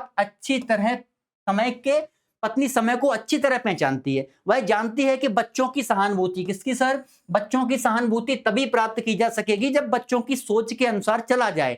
व्यवहार भी यही कहता है। दूसरा उनके व्यक्तित्व के विचार पर किसी व्यक्ति विशेष या बात का प्रभाव नहीं था। दूसरी तरफ यशोधर बाबू स्वयं को ढल नहीं पाते, वे सदैव किसी न किसी उलझन में हैं। वे सिद्धांतवादी हैं, इसी कारण वे परिवार के तालमेल नहीं बिठा पाते। सीधी सी बात, पत्नी जानती है बच्चों से बना करके चलेंगे, बच्चे जो कह रहे हैं उन्हीं परंपराओं का, उन्हीं संस्कृति का, उन्हीं सभ्यताओं का पालन करेंगे तो बुढ़ापे में रोटी मिल सकती है। यशोधर बाबू को कोई फिक्र नहीं। वो कहते हैं कि जो मेरे जीवन के सिद्धांत हैं, जो मैंने जीवन भर अर्जित किया है, जो मैंने सीखा है ज्ञान, वो नहीं मैं भुला सकता। इसलिए दोनों ही के तालमेल नहीं मिलते, उनके बच्चे के और उनके, ठीक है, क्योंकि दोनों अलग अलग युग के हैं। सिल्वर वेडिंग के आधार पर यशोधर बाबू के व्यक्तित्व की कोई दो विशेषताएं। पहला, परंपरावादी। सीधी सी बात है, किसनदा के संगत में यशोधर बाबू परंपरावादी बना दिया था। दूसरा, द्वंद्वग्रस्त व्यक्ति, खुद में ही उलझे रहते थे। यशोधर बाबू प्राचीन और आधुनिक संस्कृति के द्वंद्व थे, मतलब कि प्राचीन या आधुनिक, क्योंकि पूरा उनका परिवार था वो तो आधुनिक संस्कृति के पर था और वो प्राचीन संस्कृति के पर। तो ये समस्या थी यशोधर बाबू की। अगला प्रश्न है, यशोधर बाबू की कहानी को दिशा देने में किसनदा की महत्वपूर्ण भूमिका रही। आपके जीवन में दिशा देने में किसकी भूमिका है? इंपोर्टेंट प्रश्न है, इसको पढ़ लेना। इसकी किसकी भूमिका है? तो आप किसी का भी नाम लिख सकते हैं कि मेरे जीवन में मेरे बड़े भाई की बहुत भूमिका है, उन्होंने बड़े संघर्ष से मुझे पढ़ाया लिखाया, अपनी पढ़ाई वगैरह कुछ भी आप ऐसी स्टोरी बना के लिख सकते हैं। कोई एक्टर, कोई हीरो, विराट कोहली की भूमिका लिख दें कि विराट कोहली का संघर्ष मुझे अत्यधिक पसंद है, उनका संघर्ष ने कैसे जीवन में आगे बढ़े, कैसे महान व्यक्तित्व बने, कोई भी स्टोरी लिख दें, मैंने यहां लिखी है, आप एक पढ़ लेंगे। अगला, यशोधर पंत ने किसनदा के क्वार्टर को मेस क्यों कहा? किसनदा का असली नाम था भैया कृष्णकांत पांडे, ठीक है, कृष्णकांत था या कृष्णानंद पांडे था, ठीक है, ये मैं अभी देख लूंगा। किसनदा का अगली नाम था कृष्णानंद पांडे। वे गोल मार्केट के क्वार्टर में अकेले रहते थे, लेकिन पहाड़ से आए कई लड़के उनके यहाँ ठहर जाते थे, सब मिलकर खाने पीने की व्यवस्था करते थे, कोई सामान लाता, कोई पकाता और सब साथ बैठकर खाते। किसनदा ने यशोधर पंत को रसोइया बना दिया। इस तरह उनका क्वार्टर घर कम और मेस जैसा अधिक हो गया, इसलिए यशोधर पंत ने मजाक और सच्चाई के आधार पर उन्हें मेस कहना शुरू कर दिया। कैसा मजाक में कहते थे कि भैया घर नहीं मेस है, तो ऐसा भी कौन कहते थे? अपने यशोधर बाबूजी कहते थे। अगला प्रश्न है हमारा जूझ से, लेखक हैं आनंद यादव। चलिए आगे बढ़ते हैं। जूझ कहानी के आधार पर आनंदा की स्वभाव की विशेषताएं। पहली, पढ़ने का इच्छुक था, सबको पता है बहुत ज्यादा पढ़ने का इच्छुक रहता था, उससे जो काम भी दिए जाते वो कहता मैं पढ़ाई के साथ साथ इनको भी कर लूंगा, इतना इच्छुक था पढ़ने का। दूसरा, भैया बहुत परिश्रमी था, मेहनत करता, काम के अलावा भी वो पढ़ने की सोचता कि यहां से कैसे टाइम निकाल करके पढ़ाई की जाए, ये था। दूसरा, जूझ शीर्षक के औचित्य पर विचार करते हुए स्पष्ट करें क्या यह शीर्षक कथा नायक की किसी केंद्रीय चारित्रिक विशेषता को उजागर करता है? लेखक ने अपनी आत्मकथा जूझ इसलिए उचित ही रखा कि लेखक बचपन से ही पग पग पर समस्याओं से जूझता है महाराज। उसे बाल्यावस्था में खेतीबाड़ी का कठोर काम करना पड़ता है, इस कारण उसको पढ़ाई से वंचित होना पड़ा। लेखक कहता है खेती के चक्के की अपेक्षा मास्टर की छड़ी की मार अच्छी लगती थी। लेखक को पुनः स्कूल जाने पर वहां भी परिस्थितियों से जूझना पड़ा। इस प्रकार यह शीर्षक कथा नायक की जूझने की क्षमता को उजागर करता है। अगला है स्वयं कविता रस लेने का आत्मविश्वास लेखक के मन में कैसे पैदा हुआ? लेखक को सौंदलेकर मास्टर मराठी पढ़ाते थे, ये भी याद रखना क्योंकि यहां से क्वेश्चन बनता है कि लेखक को मराठी कौन पढ़ाता था, तो आपका आंसर होगा सौंदलेकर मास्टर। वे कविता को बहुत सुरीली आवाज व छंद के साथ सुनाते थे। लेखक उनसे प्रभावित होने के कारण उनकी कविताओं को खेत पर अकेला अभिनय के साथ दोहराया करता। मास्टर साहब स्वयं भी कवि थे और वे लेखक को कई कवियों के चरित्र और उनके संस्मरण बताया करते थे। और जब मास्टर जी ने उनके दरवाजे पर छाई हुई मालती पर कठिन कविता लिखी तो लेखक को भी विश्वास हो गया कि उन्होंने भी अपने आसपास, अपने गांव और अपने खेतों में दृश्यों पर कविता बना सकता है। इस प्रकार लेखक के मन में कविता रस लेने का आत्मविश्वास पैदा हुआ। सबके मन में होता है, आप भी कोशिश करें ना महाराज, आपके मन में भी कविता रचने का आत्मविश्वास पैदा हो जाएगा। मैं सच बता रहा हूं, आप अपने किसी भी वातावरण पर लिखिए, अपनी माँ की जो डेली हैबिट है उन पे कविता लिख सकते हैं, अपने पिताजी पर कविता लिख सकते हैं, अपने भाई बहन पर कविता लिख सकते हैं। आप तुकबंदी करना तो सीखिए। आपको करना क्या है? तुकबंदी ही करना है। पहले धीरे धीरे करके सीखिए, पहले सिंपल लिखेंगे फिर और ज्यादा। कविता से सबसे बड़ी समस्या है आप सोचना सीखेंगे, आपके मन में विचार आएंगे, ये बड़ी इंपॉर्टेंट चीज है, बस इसको करना है, ठीक है। प्रश्न, श्री सौंदलेकर के अध्यापन की उन विशेषताओं को रेखांकित करें जिन्होंने कविताओं के प्रति लेखक के मन में रुचि जगाई। सौंदलेकर का अध्यापन। सौंदलेकर एक योग्य अध्यापक थे। वे कक्षा में पढ़ाते समय कविता पाठ से रम जाते थे, उनमें श्रोता छात्रों को भाव विभोर करने की अनुपम क्षमता थी। अगला, सौंदलेकर का काव्य विषय ज्ञान। काव्य मतलब कविता के विषय में ज्ञान। सौंदलेकर जब अभिनय करते हुए अपने मधुर कंठ से कविता का पाठ करते तो उन्हें लय गति ताल की अच्छी समझती। वे पुरानी नई कविताओं पर ऐसे बढ़िया तरीके से कविताएं करके अंग्रेजी कविताएं भी सुनाते थे, मराठी तो सुनाते थे लेकिन अंग्रेजी कविताएं भी उन्होंने सुनाई हैं, ठीक। चलिए, जूझ नामक पाठ के आधार पर स्पष्ट कीजिए कि लेखक को किन किन परिस्थितियों से जूझना पड़ा। पहला है खेती के काम में जूझ। लेखक बच्चा ही था पर उसे खेत के सभी कामों को करना पड़ता। स्कूल के बच्चों में जूझ मतलब अब जब वह स्कूल गया तो उसके साथ मजाक उड़ाते बच्चे, उन परिस्थितियों से भी जूझा है वो। फिर पढ़ाई में भी जूझ सर, लेखक को अपनी पढ़ाई के साथ साथ खेती का काम करना पड़ता। और एक व्यक्ति कितना जूझेगा, कितना परिश्रम करेगा, कितनी समस्याओं का सामना करेगा, किया उन्होंने। लेकिन सब कुछ उन समस्याओं के सामने करने के बावजूद भी आज हम उन्हें पढ़ रहे हैं, मतलब महान लेखक बन चुके हैं हिंदी के। इससे आप भी सीख सकते हैं महाराज कि कैसे हमें चीजें करनी है। समझ गए ना? चलो आगे बढ़ते हैं। तीसरा चैप्टर है अतीत में दबे पांव और ये इसके लेखक कौन है? ओम थानवी जी हैं। मोहनजोदड़ो को देखते देखते लेखक को किसकी याद आ गई? मोहनजोदड़ो को देखते देखते लेखक को राजस्थान में स्थित कुलधरा गांव की याद आ गई, या जैसलमेर के मुहाने पर पीले पत्थरों के घर वाला एक खूबसूरत गांव है। ठीक है, याद रखना, कुलधरा गांव। अगला है सिंधु सभ्यता साधन संपत्ति पर उसमें भव्यता का आडंबर नहीं, कैसे? मोहनजोदड़ो विश्व की सबसे प्राचीन नियोजित शहर हैं। संपूर्ण शहर वास्तुकला की दृष्टि से सुनियोजित है।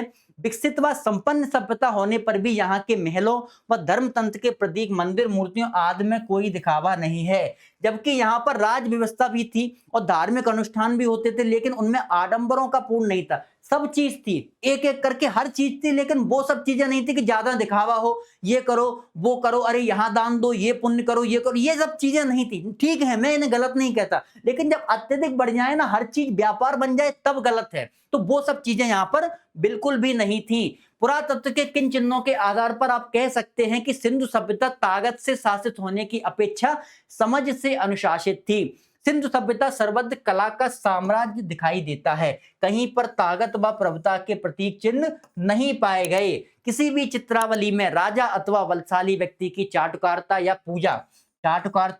पूजा करते लोग नहीं दिखाए गए। यहाँ औजार तो मिले पर हथियार नहीं। जो भी चिन्ह मिले उनसे यही ज्ञात होता है कि वहां का समाज किसी राजशक्ति की ताकत से अनुशासित नहीं था, बल्कि स्वयं समझ से अनुशासित था। ठीक है, कोई राजा वाजा नहीं था, हर व्यक्ति अपने आप में राजा था और खुद की समझ से ही शासन का संचालन किया जाता था। बस ये आपको समझना है। अगला प्रश्न है, सिंधु घाटी में खुदाई से प्राप्त अवशेषों का अपने शब्दों में वर्णन कीजिए। सिंधु घाटी में व्यापक खुदाई से बड़ी तादाद में इमारतें मिली हैं, सड़कें भी मिली हैं सर, धातु व पत्थरों की मूर्तियां मिली हैं, चौक पर बने चित्रित भाड़े मिले हैं, मुहरें मिली हैं, साजो सामान मिले हैं और खिलौने आदि मिले हैं, जो उस काम की उच्च कोटि की कारीगरी को दर्शाते हैं। मैं खुद सोच में पड़ता हूँ, ये सब चीजें देख करके मैं खुद सोच में पड़ता हूँ कि सर यार इतनी सब चीजें उस समय की व्यवस्था को लेकर के आप सोचिए। इंसान आज से लगभग 2500 साल पहले, 2 से 2500 साल पहले सड़क बना चुका है, मतलब एक व्यवस्थित नगर बना चुका है, नालियों के लिए जगह है, पानी कैसे जाना है कैसे नहीं जाना है, बावड़ियां मिली है, हर चीज मिली है, रसोई मिली है, स्नानागार मिला है, अन्नागार मिला है जहां पर अन्न रखा जाता था, इतनी सब चीजें मिली हैं। तो समझिए कि पहले का इंसान आज से 2 से 2500 पहले का इंसान कितना डेवलप था सर, कितना डेवलप था, कितना विकसित था। हम आज भी वो सब चीजें सीख रहे हैं। एक हम पुल बनाते हैं अगर बेसिकली, तो हमें 1 से 1.5 साल का समय लग जाता है, 1 से 1.5 साल का समय। इतना ज्यादा हम डेवलप होने के बाद भी इतना टाइम ले रहे हैं, तो ये सब चीजें तो सर सीखने वाली है ना। तो मोहनजोदड़ो एक वास्तविकता में आपके सामने उदाहरण है उस समय की सभ्यता का। ठीक है, चले आते हैं अभिव्यक्ति और माध्यम पर। ये हमारा अगला टॉपिक चालू होता है। यहां से भी एक 2 नंबर का प्रश्न बनता है भैया, तो इन प्रश्नों को भी हमें बिल्कुल बिल्कुल नहीं छोड़ना है। चलिए, प्रश्न क्या है? जनसंचार माध्यम के प्रमुख प्रकार लिखिए। जनसंचार मतलब इससे संचार किया जा सके, कम्युनिकेशन। पहला है प्रिंट माध्यम, बता चुका हूं, रेडियो माध्यम, टीवी और इंटरनेट, चारों ही जनसंचार के प्रकार है। प्रिंट माध्यम क्या है? यदि किसी सूचना या संदेश को लिखित, प्रिंट में क्या किया जाता है, लिखित माध्यम से एक स्थान से दूसरे स्थान तक भेजा जाता है, तो प्रिंट मीडिया का बहुत बड़ा योगदान है। प्रिंट मीडिया माध्यम समाचार पत्र पत्रिकाएं हैं, जैसे मैगजीन आपको मिलती है, जर्नल, दैनिक अखबार, जो डेली अखबार आते हैं, को प्रिंट माध्यम के अंतर्गत रखा जाता है। टेलीविजन माध्यम क्या है? इसमें लेखन के विभिन्न चरण कौन कौन से हैं? टीवी, टेलीविजन माध्यम के लेखक के विभिन्न चरण कौन कौन से हैं? टेलीविजन जनसंचार का एक सशक्त माध्यम है। इसके अंतर्गत दृश्य श्रव्य माध्यम, टेलीविजन, याद रखना, टेलीविजन के अंदर क्या कर सकते हैं? दृश्य यानी देख भी सकते हैं और श्रव्य यानी सुन भी सकते हैं, सूचना प्रसारित की जाती है। टेलीविजन माध्यम में लेखन के विभिन्न चरण निम्न है। पहला है फ्लैश या ब्रेकिंग न्यूज, दूसरा है ड्राई एंकर, तीसरा है फोन इन, चौथा है एंकर विजुअल, पांचवा है एंकर वाइट। कौन सा है? Anchor white. छठवां है लाइव और सातवां है एंकर पैकेज। इनको आपको याद करना है, आपको बहुत अच्छे तरीके से इन सबको समझना है। तो मेरी अभिव्यक्ति और माध्यम वाली इसी यूट्यूब चैनल पर क्लास डली हुई है, वहां मैंने अभिव्यक्ति माध्यम को बहुत डिटेल में पढ़ाया है बेटा, बहुत डिटेल में, बहुत अच्छे से एक एक चीजें समझ के हमने बात की है। तो मैं ये चाहता हूं अगर आप चीजें देख रहे हैं तो एक बार उनको भी देख ले कि एग्जाम में अगर इनसे भी कठिन और पूछे कि इनसे भी एक एक क्वेश्चन दे दे, पूछ ले कि भैया एंकर विजुअल क्या है, फोन इन क्या है, तो हमने समझाया है, तो आपके दिमाग में वो सब चीजें पता चल जाएंगे कि आप पकड़ने लगेंगे तो आप लिख आएंगे। ठीक है, ऐसे ही मैं बार बार बोल रहा हूं कि एक व्याकरण के भी वीडियो डले हैं, ठीक है, भाषा बोध, काव्य बोध के और निबंध पत्र वगैरह सबके डले, तो एक बार आप उनको गो थ्रू कर लें, उससे ये होगा चीजें आप कंफर्म तरीके से पूरी कर लेंगे, ठीक है ना बेटा। चलो आगे बढ़ते हैं, अगला क्वेश्चन है फ्लैश या ब्रेकिंग न्यूज से क्या आशय है।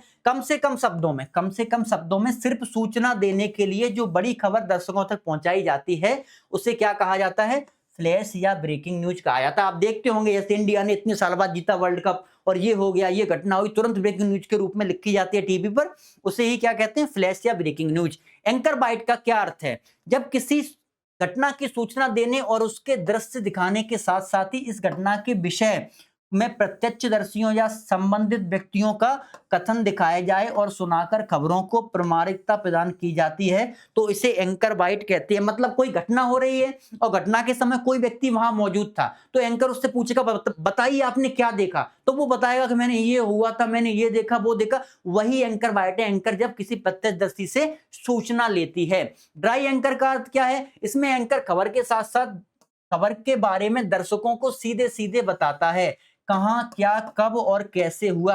जब तक खबर के दृश्य नहीं आते, दर्शक एंकरों को रिपोर्टर से मिली जानकारी के आधार पर सूचना पहुंचाता। सीधी बात, आपने देखा होगा एंकर बैठी रहती हैं, ऐसे ही महिला बैठी हैं, ऐसे ही बैठा है, अभी उनको वहां उसके चित्र नहीं आए जहां घटना कोई हुई है, ठीक, लेकिन वो पढ़ रहे हैं, सुना रहे हैं कि ऐसे ऐसे, आज जैसे कल की बात है, अमेरिका ने इजराइल पर हमला कर दिया, अमेरिका और इजराइल ने ईरान पर हमला कर दिया, अभी वहां के फोटो नहीं आए हैं, एंकर बैठी रहेगी, बोलेगी अमेरिका और इजराइल ने मिलकर के ईरान पर हमला कर दिया जिसमें ईरान के राष्ट्रपति की मृत्यु हो जाती, वगैरह वगैरह, ऐसे कुछ चीजें दी जाती हैं। तो बस वही एंकर बाइट है, अभी तक कोई फोटो नहीं आए हैं, बस खबर मिल चुकी है एंकर को कि ऐसी घटना हो गई है, तो बस उसी को पढ़ करके सुनाया जाता है, उसे क्या कहते हैं, सॉरी, उस एंकर बाइट ने उसे ड्राई एंकर के नाम से जाना जाता है। इंटरनेट क्या है, इंटरनेट की दो सीमाएं लिखिए। इंटरनेट विश्व भर में कंप्यूटर और सर्वरों से जुड़ा हुआ नेटवर्क है जो जानकारी को आदान प्रदान, संचार, ऑनलाइन सेवा, विभिन्न डिजिटल संसाधनों तक त्वरित प्रदान करता है। इंटरनेट की सीमाएं, मानव की निजी पहचान खतरे में,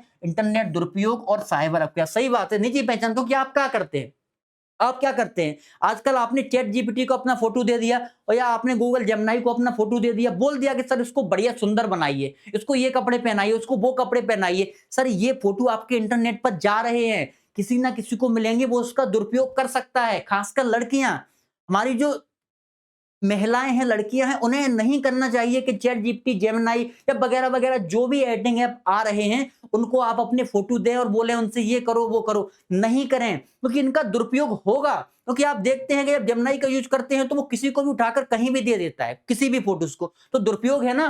पहला इंटरनेट का दुरुपयोग भी है, निजी पहचान खतरे में है आपकी, और साइबर अपराध भी। कितने अपराध बढ़ गए, लोगों पर फोन आते हैं कि मैं यहां से बोल रहा हूं, यहाँ पे मुझे पैसा दो, नहीं बनना, ये कर दूंगा वो कर दूंगा, सब साइबर अपराध ही तो है ना सर ये। तो ये सब चीजें तो दिक्कत वाली है इंटरनेट में।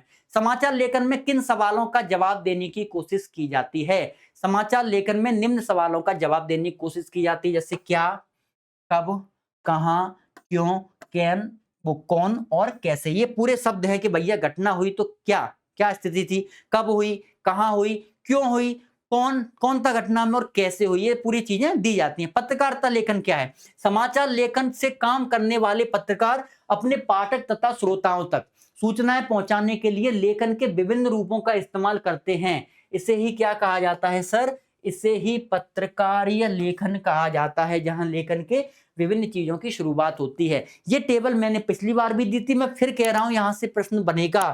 ये मोस्ट इंपोर्टेंट टेबल है सर आपके लिए, इसलिए क्योंकि यहां से प्रश्न बनने की पूरी पूरी संभावना है, और जहां संभावना हो वहां हमें बिल्कुल भी हल्के में नहीं लेना। समाचार लेखन किस शैली में किया जाता है, उल्टा पिरामिड शैली में। फीचर लेखन आत्मपरक शैली में। विशेष रिपोर्ट लेखन कैसा, उल्टा पिरामिड शैली में। संपादकीय लेखन को अखबार की अपनी आवाज माना जाता है, ऐसा लिख लो, अखबार की अपनी आवाज माना जाता है, ठीक है। संपादकीय लेखन को पूछेंगे, संपादकीय लेखन को किसकी आवाज माना जाता है, तो अखबार की। स्तंभ लेख क्या है, विचार परक लेखन है। साक्षात्कार को क्या कहते हैं, इंटरव्यू। और लेख में शैली में या मुद्दे या विचार पर चर्चा के लिए लिखा जाता है। तो ये चीजें हमें पूरी टेबल को अच्छे से पढ़ना है। अगला प्रश्न, फीचर क्या है। फीचर वह होता है जो उचित विषय पर आधारित हो आकर्षित रूप से तथ्यों को प्रस्तुत करे, शैली में शालीनता हो तथा पत्र पत्रिकाओं में अपनी पहचान बनाकर रखे, उसको क्या कहा जाता है? फीचर कहा जाता है सर, आपको याद रखना है। अगला प्रश्न क्या है? स्तंभ लेख से क्या आशय है? स्तंभ लेख अखबार में लिखे जाने वाला एक क्या है? विचार प्रधान लेख है, यानी कि इसमें विचार की प्रधानता होती है। कुछ लेखन अपने खास सोचने की दिशा के लिए जाने जाते हैं, कुछ लेखक होते हैं, उनकी अपनी एक लेखन शैली भी विकसित होती है। ऐसे लेखकों की लोकप्रियता को देखकर अखबार उन्हें नियमित रूप से स्तंभ लिखने के लिए बोलता है, तो उससे ही हम क्या कहते हैं?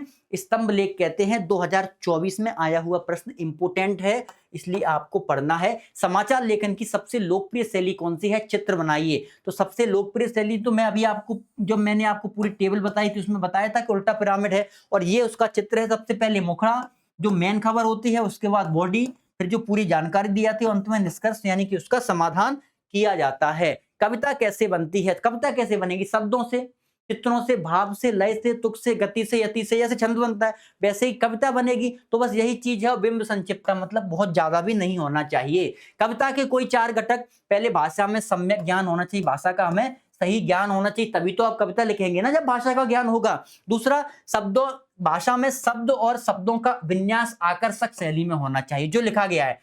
कविता की रचना छंदमुक्त और छंदयुक्त दोनों प्रकार की होती है, और कम से कम शब्दों में अपनी बात कहना कवि का गुण होता है। ये नहीं कि पूरे भर भर के शब्द डाल दिए, लंबे लंबे शब्द डाल दिए, बड़े बड़े शब्द डाल दिए, लोग समझ ही नहीं पाएंगे महाराज, तो फिर कविता होगी कैसे? ये आवश्यक है ना। चलो, ध्वनि और प्रकाश का नाटक में क्या महत्व है? ध्वनि और प्रकाश चरित्र चित्रण करने तथा संवेदनात्मक प्रभाव उत्पन्न करने में कारगर होता है। अच्छा, आपके मन में ये तो विचार नहीं आ रहा कि सर केवल पढ़ रहे हैं, हमें कुछ ज्यादा नहीं समझा रहे हैं वगैरह वगैरह?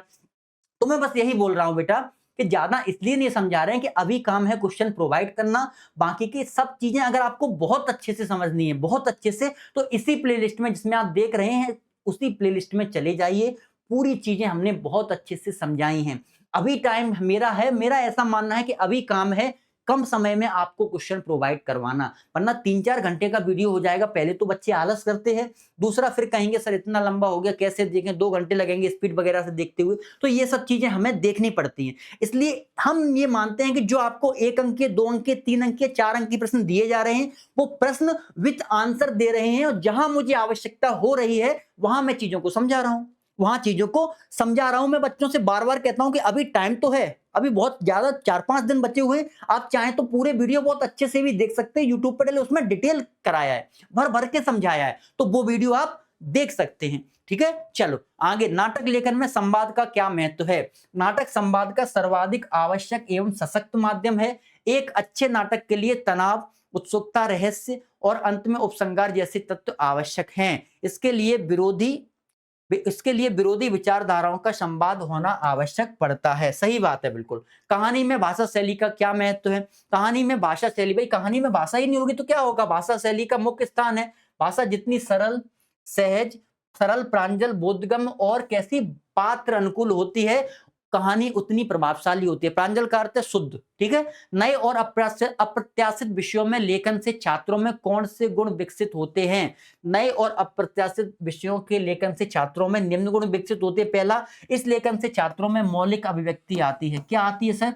मौलिक अभिव्यक्ति का गुण आता है। छात्रों के विचार में तर्कशीलता आती है, और सबसे छात्रों के लेखन में बुद्धि कौशल बढ़ता है। सीधी सी बात है, कोई नया विषय आपको मिलेगा। अभी तक आप विज्ञान के चमत्कार पर निबंध लिखते आए हैं, अभी तक। मैं कह दूं एक निबंध सुमित सर के ऊपर लिख के बताओ, अब आप सोचेंगे कि सुमित सर की क्या क्या क्वालिटी है, क्या पढ़ाते हैं, कैसे पढ़ाते हैं, किस तरीके से पढ़ाते हैं। तो बस वही सोच क्या है? नए और अप्रत्याशित विषय हैं।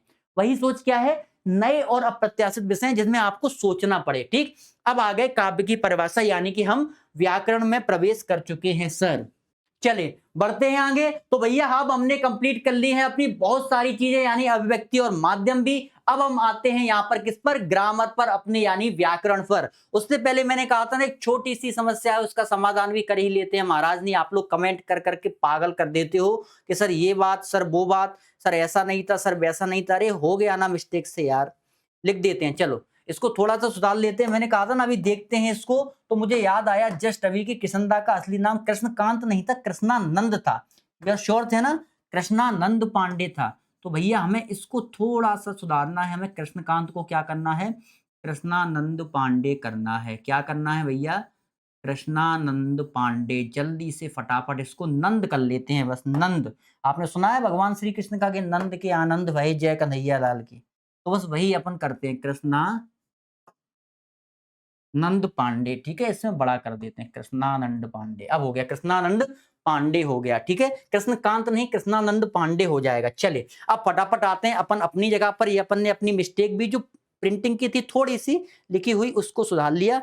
अब आते हैं फटाफट वहां पर जहां अपन पढ़ रहे थे, और अपन पढ़ रहे थे यहाँ पे, बिल्कुल सर यहीं पर थे ना। हाँ जी, चलिए काव्य की परिभाषा दीजिए। अपन ने पिछले वाला ये तो कंप्लीट कर ही लिया था। चलिए काव्य की परिभाषा दे दीजिए। संस्कृत के अनेक आचार्यों ने काव्य को परिभाषित किया है।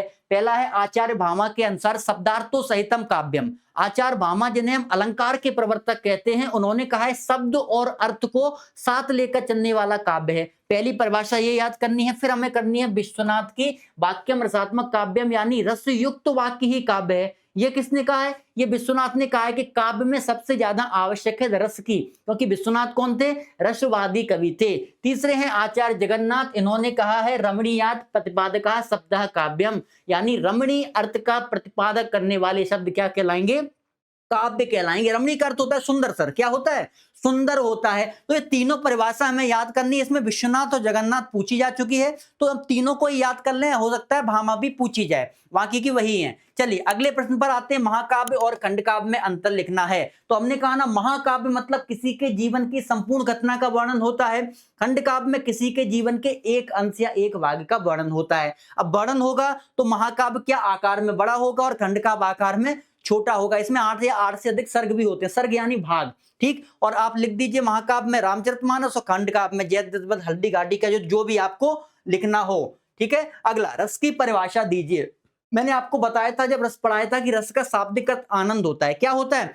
आनंद होता है, यानी कि काव्य को पढ़ने सुनने देखने में श्रोता के हृदय में जो आनंद की प्राप्ति होती है उसे हम क्या कहेंगे? उसी आनंद को हम रस कहेंगे। और रस का प्रणेता आचार्य भरत मुनि को माना जाता है, और रस को काव्य की आत्मा भी माना जाता है। आप देख लीजिएगा, रस की एक और परिभाषा है कि तत्र विभावानुभाव व्यभिचारी संयोगाद्रस्य निष्पत्ति।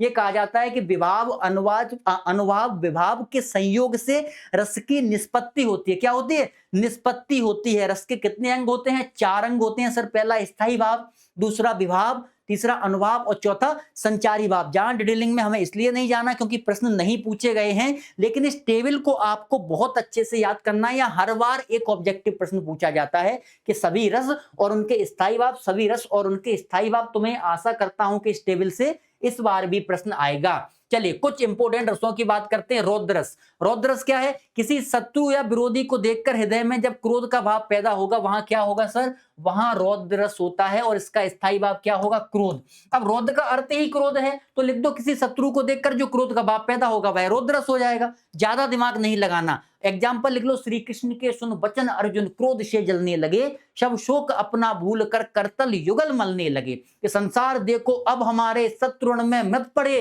करते हुए यह घोषणा वे हो गए रथ से खड़े। तो ये किसका है? रौद्रस का एग्जाम्पल है। अगला क्या है? भयानक। जब किसी वस्तु व्यक्ति अथवा घटनाओं को देखकर हृदय में भय उत्पन्न होता है तो वहां भयानक रस होता है। इसका स्थायी भाव क्या होगा? इसका स्थायी भाव होगा भय। उदाहरण, एक और अजगर लगे, एक और मृगराय, विकल बटो ही बीच में पर को मूर्छा है। अजगर तो जानते हैं सांप होता है, मृगराय बोलते हैं शेर को।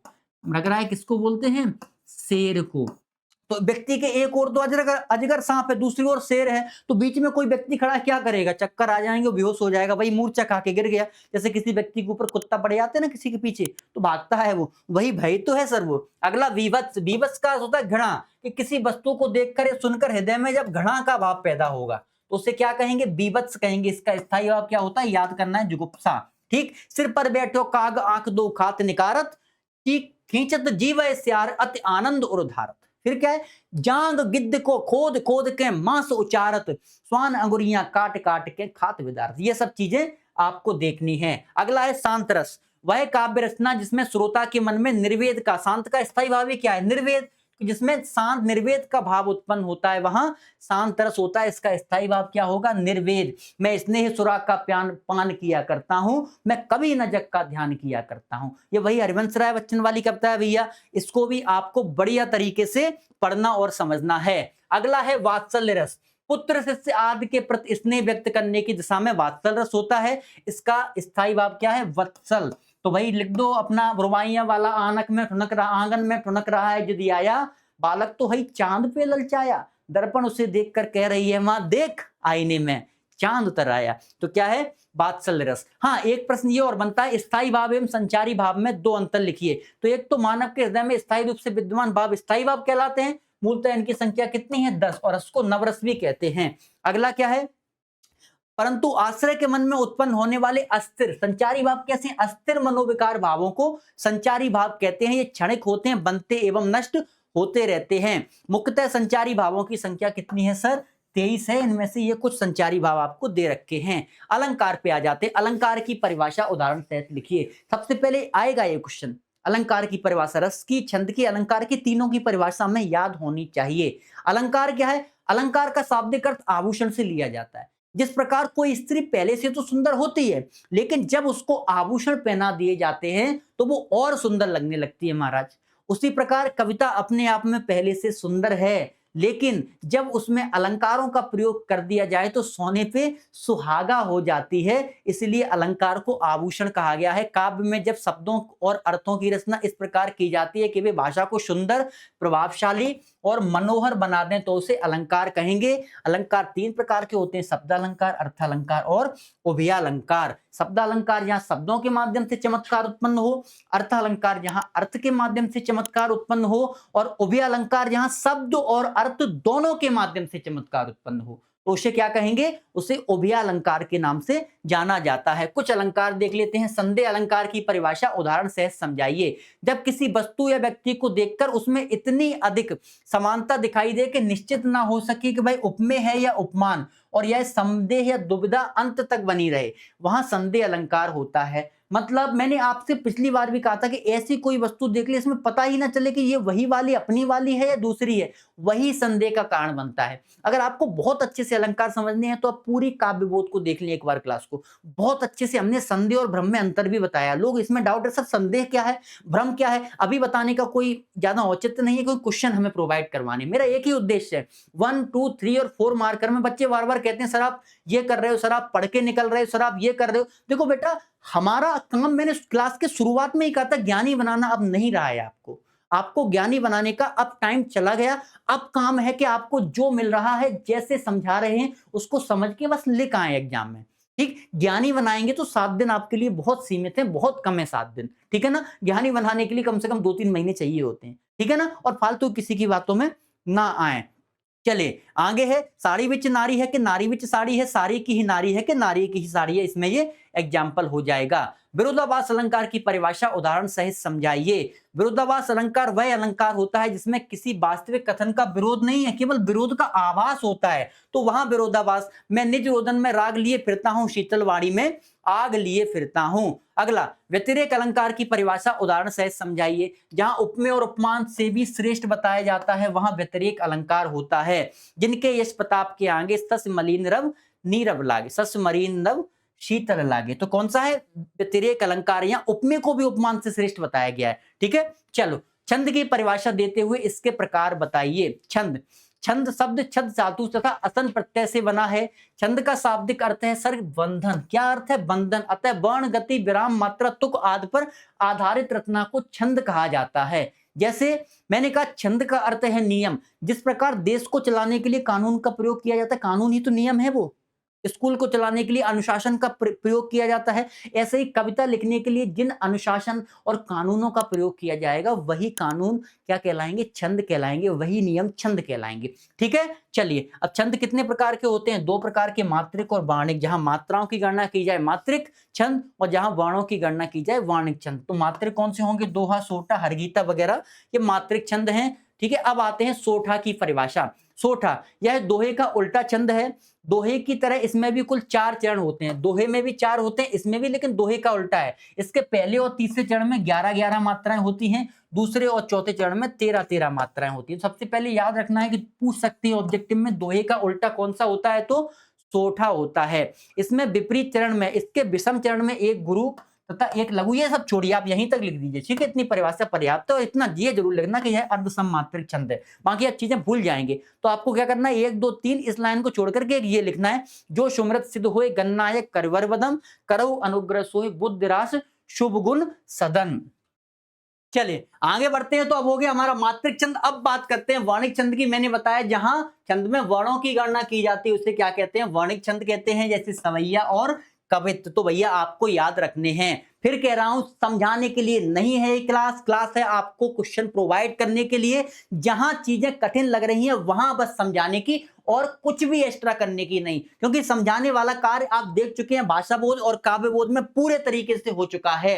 वही काम दोबारा अब नहीं होगा। यहां काम है आपको इंपोर्टेंट क्वेश्चन प्रोवाइड करवाना। सवैया छंद के प्रमुख सवैया छंद की परिभाषा और उदाहरण समझाइए। सवैया छंद, सवैया क्या है, सबसे पहले एक वर्णिक छंद है और 22 से लेकर के कितनी 26 मात्राएं होती हैं। ऑब्जेक्टिव में ये भी पूछा जा सकता है। फिर कुछ क्या है सवैया के, मदिरा है, चकोर है, मतगेंद वगैरह वगैरह, ये सवैया के उदाहरण हैं और हमारे केवल सिलेबस में मदिरा और दुर्मिल दी हुई हैं। चलिए रुबाइया छंद की परिभाषा उदाहरण सहित समझाइए। तो रुबाइया वो फिराक गोरखपुरी वाली आपने पढ़ी होंगी। रुबाइया सबसे पहले पूछेंगे किसका छंद है, तो आपका जवाब होगा उर्दू और फारसी की एक छंद शैली है जिसमें 4 संबद्ध चरण होते हैं। पूछा गया था पिछली बार, जिसमें 4 संबद्ध चरण होते हैं। इसमें पहला, दूसरा और चौथा सम तुकांत होता है, जबकि तीसरा चरण कैसा होता है सर, भिन्न होता है। ठीक है, अब कैसे पता चलेगा पहला, दूसरा, चौथा तुकांत है। तो देखो आंगन में ठुनक रहा है, जिद याया है, पहला चरण हो गया, याया है, दूसरा हो गया, तीसरा आया है।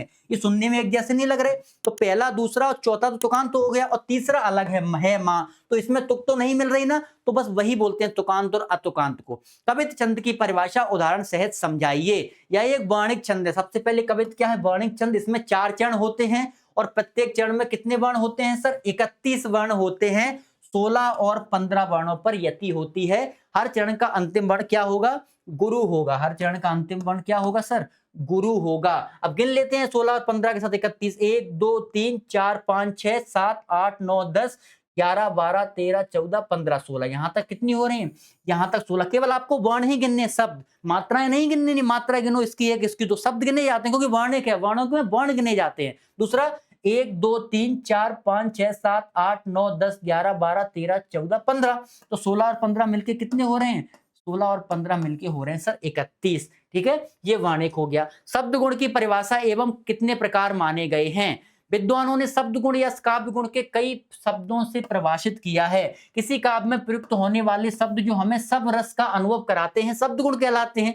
3 प्रकार के होते हैं, लिख लो, ये ऑब्जेक्टिव में पूछा गया है। ओज गुण, प्रसाद गुण और माधुर्य गुण। चलो फटाफट देखते हैं ओज गुण को। ओज गुण को समझाना है भाई, ओज का क्या मतलब है, ओजता, एनर्जी, वीरता।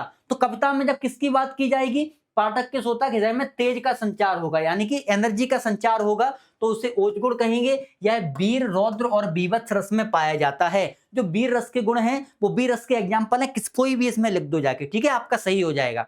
माधुर्य गुण, जो काव्य कानों को मधुर लगे, माधुर का अर्थ ही मधुर लगना होता है, और मन को पुलकित यानी कि प्रसन्न कर दे, उसे क्या कहेंगे, माधुर्य गुण कहेंगे। यह श्रृंगार, करुण एवं शांत रस में होता है। मैया मोरी मैं नहीं माखन खायो, भगवान श्री कृष्ण माता यशोदा से कह रहे हैं। प्रसाद गुण क्या होता है, जो पढ़ते ही अर्थ समझ में आ जाए। प्रसाद का अर्थ पढ़ते ही इसका अर्थ समझ में आए, और प्रसाद का अर्थ होता है प्रसन्न करना, जो मन को क्या कर देगा सर, मन को प्रसन्न कर देगा। उस गुण को हम क्या कहेंगे, उस गुण को कहते हैं प्रसाद गुण। ठीक है, अब जैसे देश की मिट्टी चंदन सा बदन, पढ़ते ही समझ में आ गई ना लाइन, तो बस प्रसाद गुण है। अगला है बिंब, उदाहरण के माध्यम से समझाइए बिंब क्या होते हैं। चलिए, बिंब काव्य में किसी वस्तु, दृश्य, भावना या स्थिति को इस प्रकार प्रस्तुत करना कि पाठक या श्रोता के मन में उसकी स्पष्ट, सजीव और चित्र जैसी छवि उभर आए, उसे बिंब कहते हैं। बिंब वही है, मैंने समझाया है पूरा काव्यबोध में, बिंब वही है जब कोई व्यक्ति आपसे कुछ बात कह रहा है या कुछ भी कह रहा है और वही बात आपके दिमाग में इमेज के रूप में बनने लगे, चित्र बनने लगे उसके, वही बिंब कहलाती है सर। जैसे बिंब कितने 4 प्रकार के, दृश्य बिंब, जहां दृश्य की बात होगी, श्रव्य बिंब जहां सुना जाएगा, दृश्य जहां देखा जाएगा, स्पर्श बिंब यानी कि टच करके जो आपके मन में विचार आते हैं वगैरह, और घ्राण या रसात्मक बिंब जहां सूंघ करके, सूंघते हैं ना, जैसे रसगुल्ला की खुशबू आई आपने सूंघ ली, और सूंघ से ही आपके दिमाग में छेना के रसगुल्ले बनने लगे, तो वो क्या होगा, घ्राण या रसात्मक बिंब कहलाएगा। शब्द की परिभाषा देते हुए प्रकार बताइए। एक या एक से अधिक वर्णों के मेल से बना स्वतंत्र, सार्थक और व्यवस्थित समूह क्या कहलाता है, शब्द कहलाता है। भाषा की सबसे छोटी इकाई वो है वर्ण है। वर्ण के बाद जिस इकाई का प्रयोग करेंगे उसे हम कहते हैं शब्द, और शब्द के बाद जिस इकाई का प्रयोग करते हैं उसे हम कहते हैं वाक्य। मैं कई बार ये चीज लिखवा चुका हूं। तो वर्ण, शब्द और वाक्य बस यही है। तो यह भाषा की सबसे छोटी इकाई जिसे बोला या लिखा जा सकता है। वर्ण को लिखा तो जा सकता, बोला नहीं जा सकता ना अकेले, और जिसका कोई वर्ण का अर्थ भी नहीं निकलता।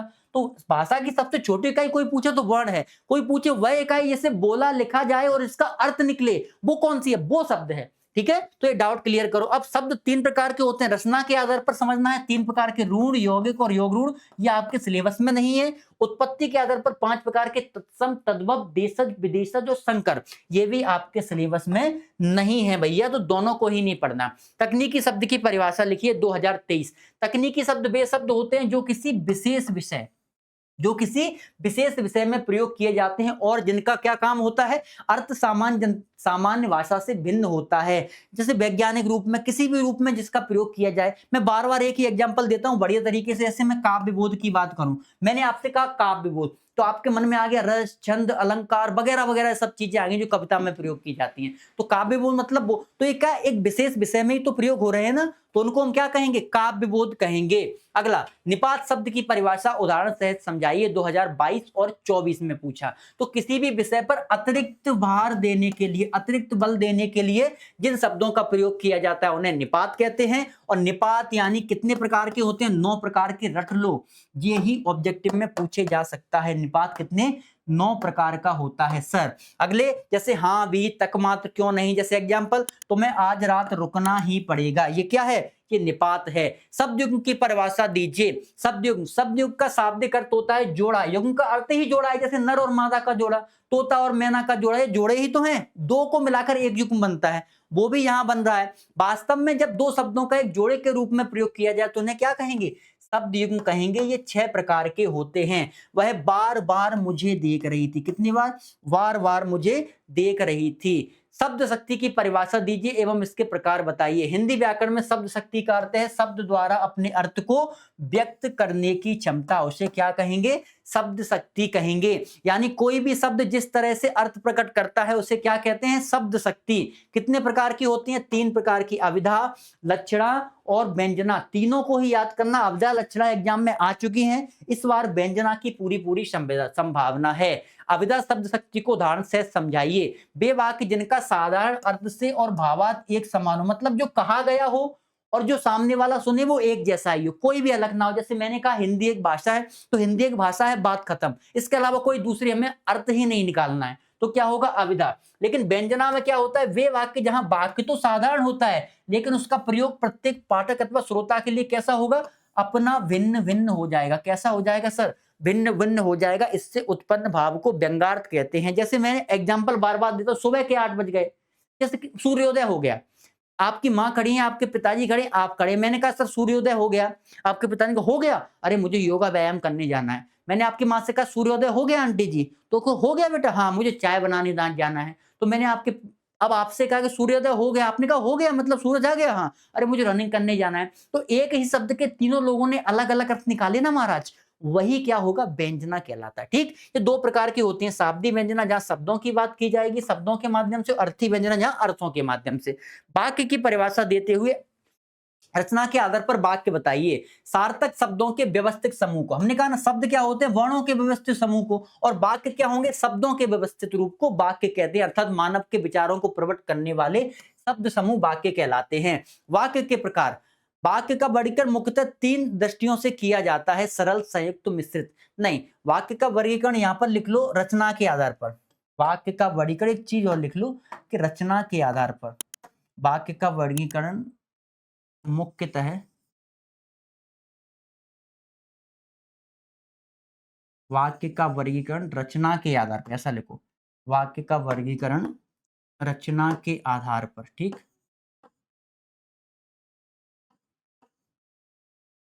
रचना ऐसा लिखते हैं, रचना के आधार पर। ठीक है, ऐसा लिख लें। रचना के आधार पर कितने तरीके से सर? रचना के आधार पर 3 तरीके से। कितने तरीके से? 3 दृष्टिकोण से किया जाता है। अब याद समझना, इसको याद रखना है। 3 दृष्टिकोण से किया जाता है। पहला सरल वाक्य, दूसरा मिश्रित वाक्य, तीसरा संयुक्त वाक्य। ऐसे ही अर्थ के आधार पर वाक्य कितने प्रकार के होते हैं? 8 प्रकार के। रचना के आधार पर 3 प्रकार के, अर्थ के आधार पर 8 प्रकार के। 8 प्रकार के वाक्यों की हमारी अच्छी चर्चा हो चुकी है, तो भैया आप एक बार इसको पढ़ लेंगे।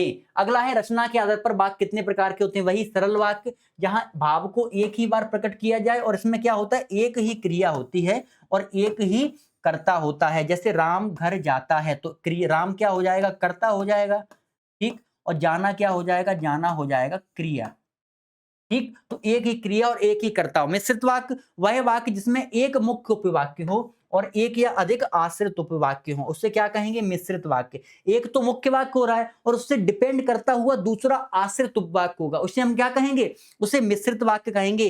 राम अगर अच्छे से नहीं पढ़ता तो परीक्षा में असफल हो जाता। एक वाक्य है, परीक्षा में सफल होना किसके ऊपर डिपेंड कर रहा है? राम का अच्छे से पढ़ने के ऊपर। समझ रहे हैं ना? राम का अच्छे से पढ़ने पर डिपेंड कर रहा है। तो बस वही बात है कि राम अगर परीक्षा में सफल नहीं होता तो अच्छे से वो, राम अगर परीक्षा में अच्छे से नहीं पढ़ता तो फेल हो जाता। तो वाक्यों के एक दूसरे पर डिपेंडेंसी है। अगला प्रश्न, संयुक्त वाक्य क्या है? संयुक्त वाक्य जिस वाक्य में साधारण अथवा मिश्रित वाक्यों का मेल किससे होगा?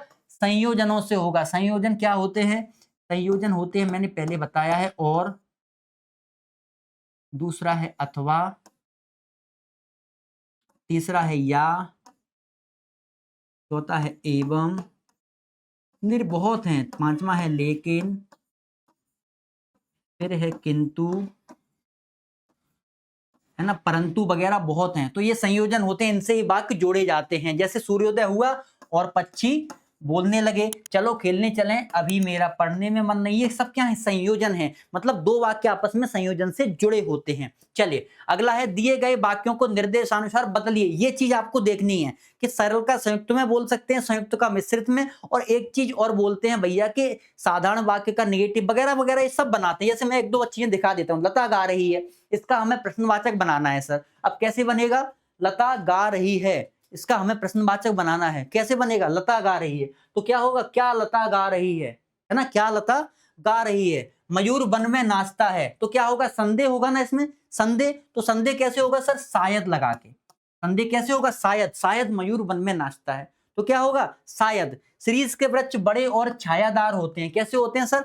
छायादार। अब किसका क्या बनाना है? प्रश्नवाचक। तो लगा दो क्या?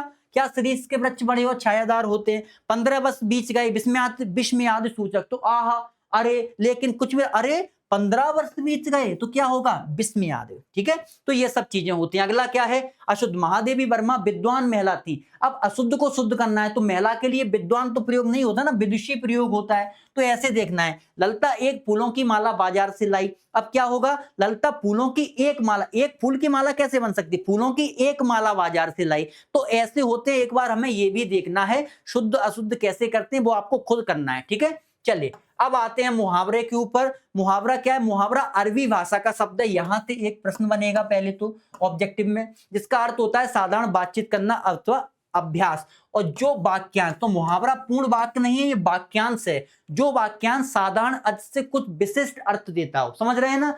मुहावरा पहली बात तो पूरा वाक्य नहीं है, वाक्य के अंदर प्रयोग होने वाला एक वाक्यांश है, लेकिन साधारण अर्थ नहीं देता, उसके अलावा कोई दूसरा विशिष्ट अर्थ देता है, उसे क्या कहेंगे? मुहावरा। जैसे ऊंट के मुंह में जीरा, आवश्यकता से अल्प मात्रा।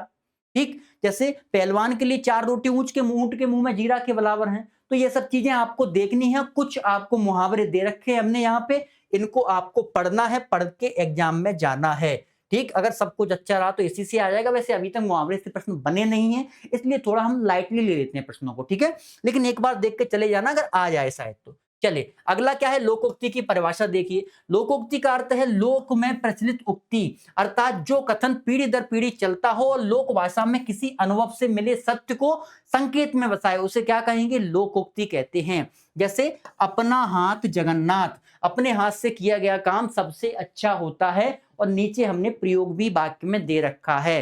तो इसको भी हम क्या कर लेंगे भैया? एक बार पढ़ लेंगे। और कुछ इंपोर्टेंट लोकोक्ति हैं जो आपको देखनी है, एग्जाम के पर्पस से इंपोर्टेंट हैं। उसके बाद प्रश्न बनता है मुहावरे और लोकोक्ति में अंतर।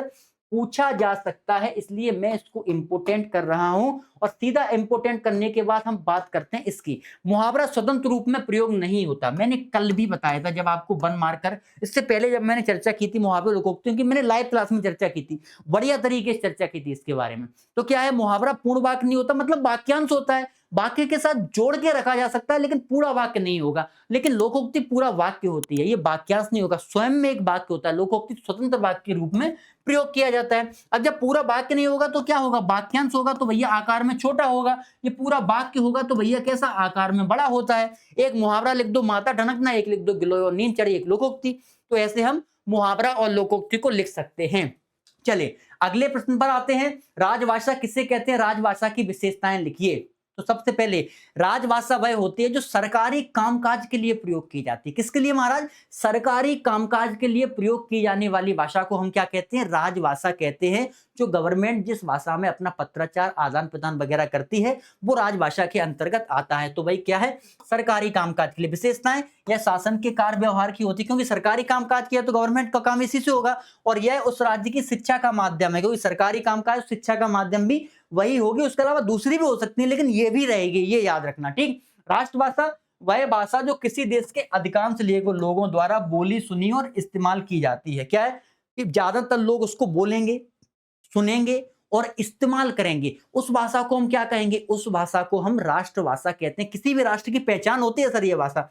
राष्ट्रभाषा राष्ट्र की पहचान, जो मैंने अभी बोला, और संस्कृति का प्रतिनिधित्व करती है। सामान्यतः हिंदी को राष्ट्रभाषा माना जाता है, इसे संपर्क भाषा भी कहा जाता है। वैसे नियम के हिसाब से भारतीय संविधान में कोई भी राष्ट्रभाषा नहीं कही गई है। आर्टिकल 343 ये कहता है कि हिंदी भारत की राजभाषा होगी, ना कि राष्ट्रभाषा, ठीक। लेकिन चूंकि हम हिंदी भाषी प्रदेश वाले हैं, और पिछली बार प्रश्न भी पूछा गया था ऑब्जेक्टिव में कि भारत की राष्ट्रभाषा क्या है, उन्होंने हिंदी को ही सही माना था, तो आप भी हिंदी ही लगा के आएंगे अगर हिंदी ऑप्शन में है। और दूसरा, राष्ट्रभाषा को संपर्क भाषा भी कहते हैं, क्योंकि जहां तक लोग बोलते हैं तो हम संपर्क किससे साधेंगे, राष्ट्रभाषा से, कम्युनिकेशन वगैरह, तो संपर्क भाषा भी कहते हैं। राष्ट्रभाषा देश के बहुसंख्यक लोग बोलते हैं विशेषताओं में। और राष्ट्रभाषा सीखने में सरल और लिपि वैज्ञानिक होनी चाहिए। सही बात है भाई, सीखने में सरल होगी तभी तो सीखेंगे ना, जब कठिन होगी तो लोग क्यों सीखेंगे। चले अगला प्रश्न है, राजभाषा और राष्ट्रभाषा में अंतर। ये वाला प्रश्न एक बार मैं देख रहा था, शायद पिछले साल या उससे पहले पूछा गया है, लेकिन ये 2 नंबर में नहीं 3 नंबर में पूछा गया है। कितने में, 3 नंबर में पूछा गया है। लेकिन लेके अभी मैं इसको 2 नंबर में इसलिए आया हूं क्योंकि 2 ही नंबर का प्रश्न है ये, लेकिन पूछ 3 भर में लेते हैं। तो जब 2 में पूछे तो ठीक है, नहीं 3 में पूछे आप 3 में भी रख देना। हमने 3 पॉइंट में इसमें दे के रखे हैं, वही पॉइंट है जो हमने पढ़े हैं। राजभाषा सरकारी कामकाज की है, ये राष्ट्र की पहचान होती है। इसका प्रयोग प्रशासन, न्यायालय वगैरह आदि में होता है। इसका प्रयोग सांस्कृतिक और सामाजिक भावनाओं में वगैरह वगैरह में प्रयोग होता है। इसका उद्देश्य शासन का संचालन है, इसका उद्देश्य राष्ट्रीय एकता की पहचान है। तो ऐसे हम इन चीजों को कर सकते हैं। तो 2 में आए या 3 में आए। तो भैया ये आज की हमारी क्लास समाप्त होती है फाइनली, ठीक है। तो अब आप एक चीज समझिए, आज की क्लास प्रोवाइड करवाने का मेरा आज की नहीं बल्कि मैंने 1 मार्कर, 2 मार्कर, 3 मार्कर और जो 4 मार्कर, चारों जो आपको दिए हैं ना महाराज, चारों जो क्लासें प्रोवाइड हुई हैं, मुख्य उद्देश्य हमारा है क्वेश्चन आपको देना, क्वेश्चन प्रोवाइड करना। बहुत से बच्चों की ये शिकायत रह सकती है कि सर वगैरह वगैरह, मतलब कि आपने डिटेलिंग क्यों नहीं समझ। डिटेलिंग हमने पूरी दे के रखी है अपने YouTube चैनल पर ही। आप प्लेलिस्ट में जाएंगे, उसमें प्लेलिस्ट में सब कुछ दिया हुआ है। बहुत सी क्लासें दी हुई हैं, लगभग 8 से 10 क्लासें हैं। और मैं ये चाहता हूं कि एग्जाम से पहले उन क्लासों को आप बार बार देख के जाएं, कम से कम 3 बार, ठीक है। और जो हमने संपूर्ण हिंदी वाली क्लास दी है, ये जो लाइव दी गई थी, मतलब तो उस क्लास को सर आपको ये करना है कि उस क्लास को भी आपको बार बार देखना है, जिससे पूरी चीजें कवर हो जाएं। मैं फिर कहता हूं, जितनी हमारी क्लासें डली हुई हैं, लगभग 6-7 क्लासें, बहुत ज्यादा नहीं, आप चाहें तो 3-4 घंटे में पूरी निपटा सकते हैं महाराज।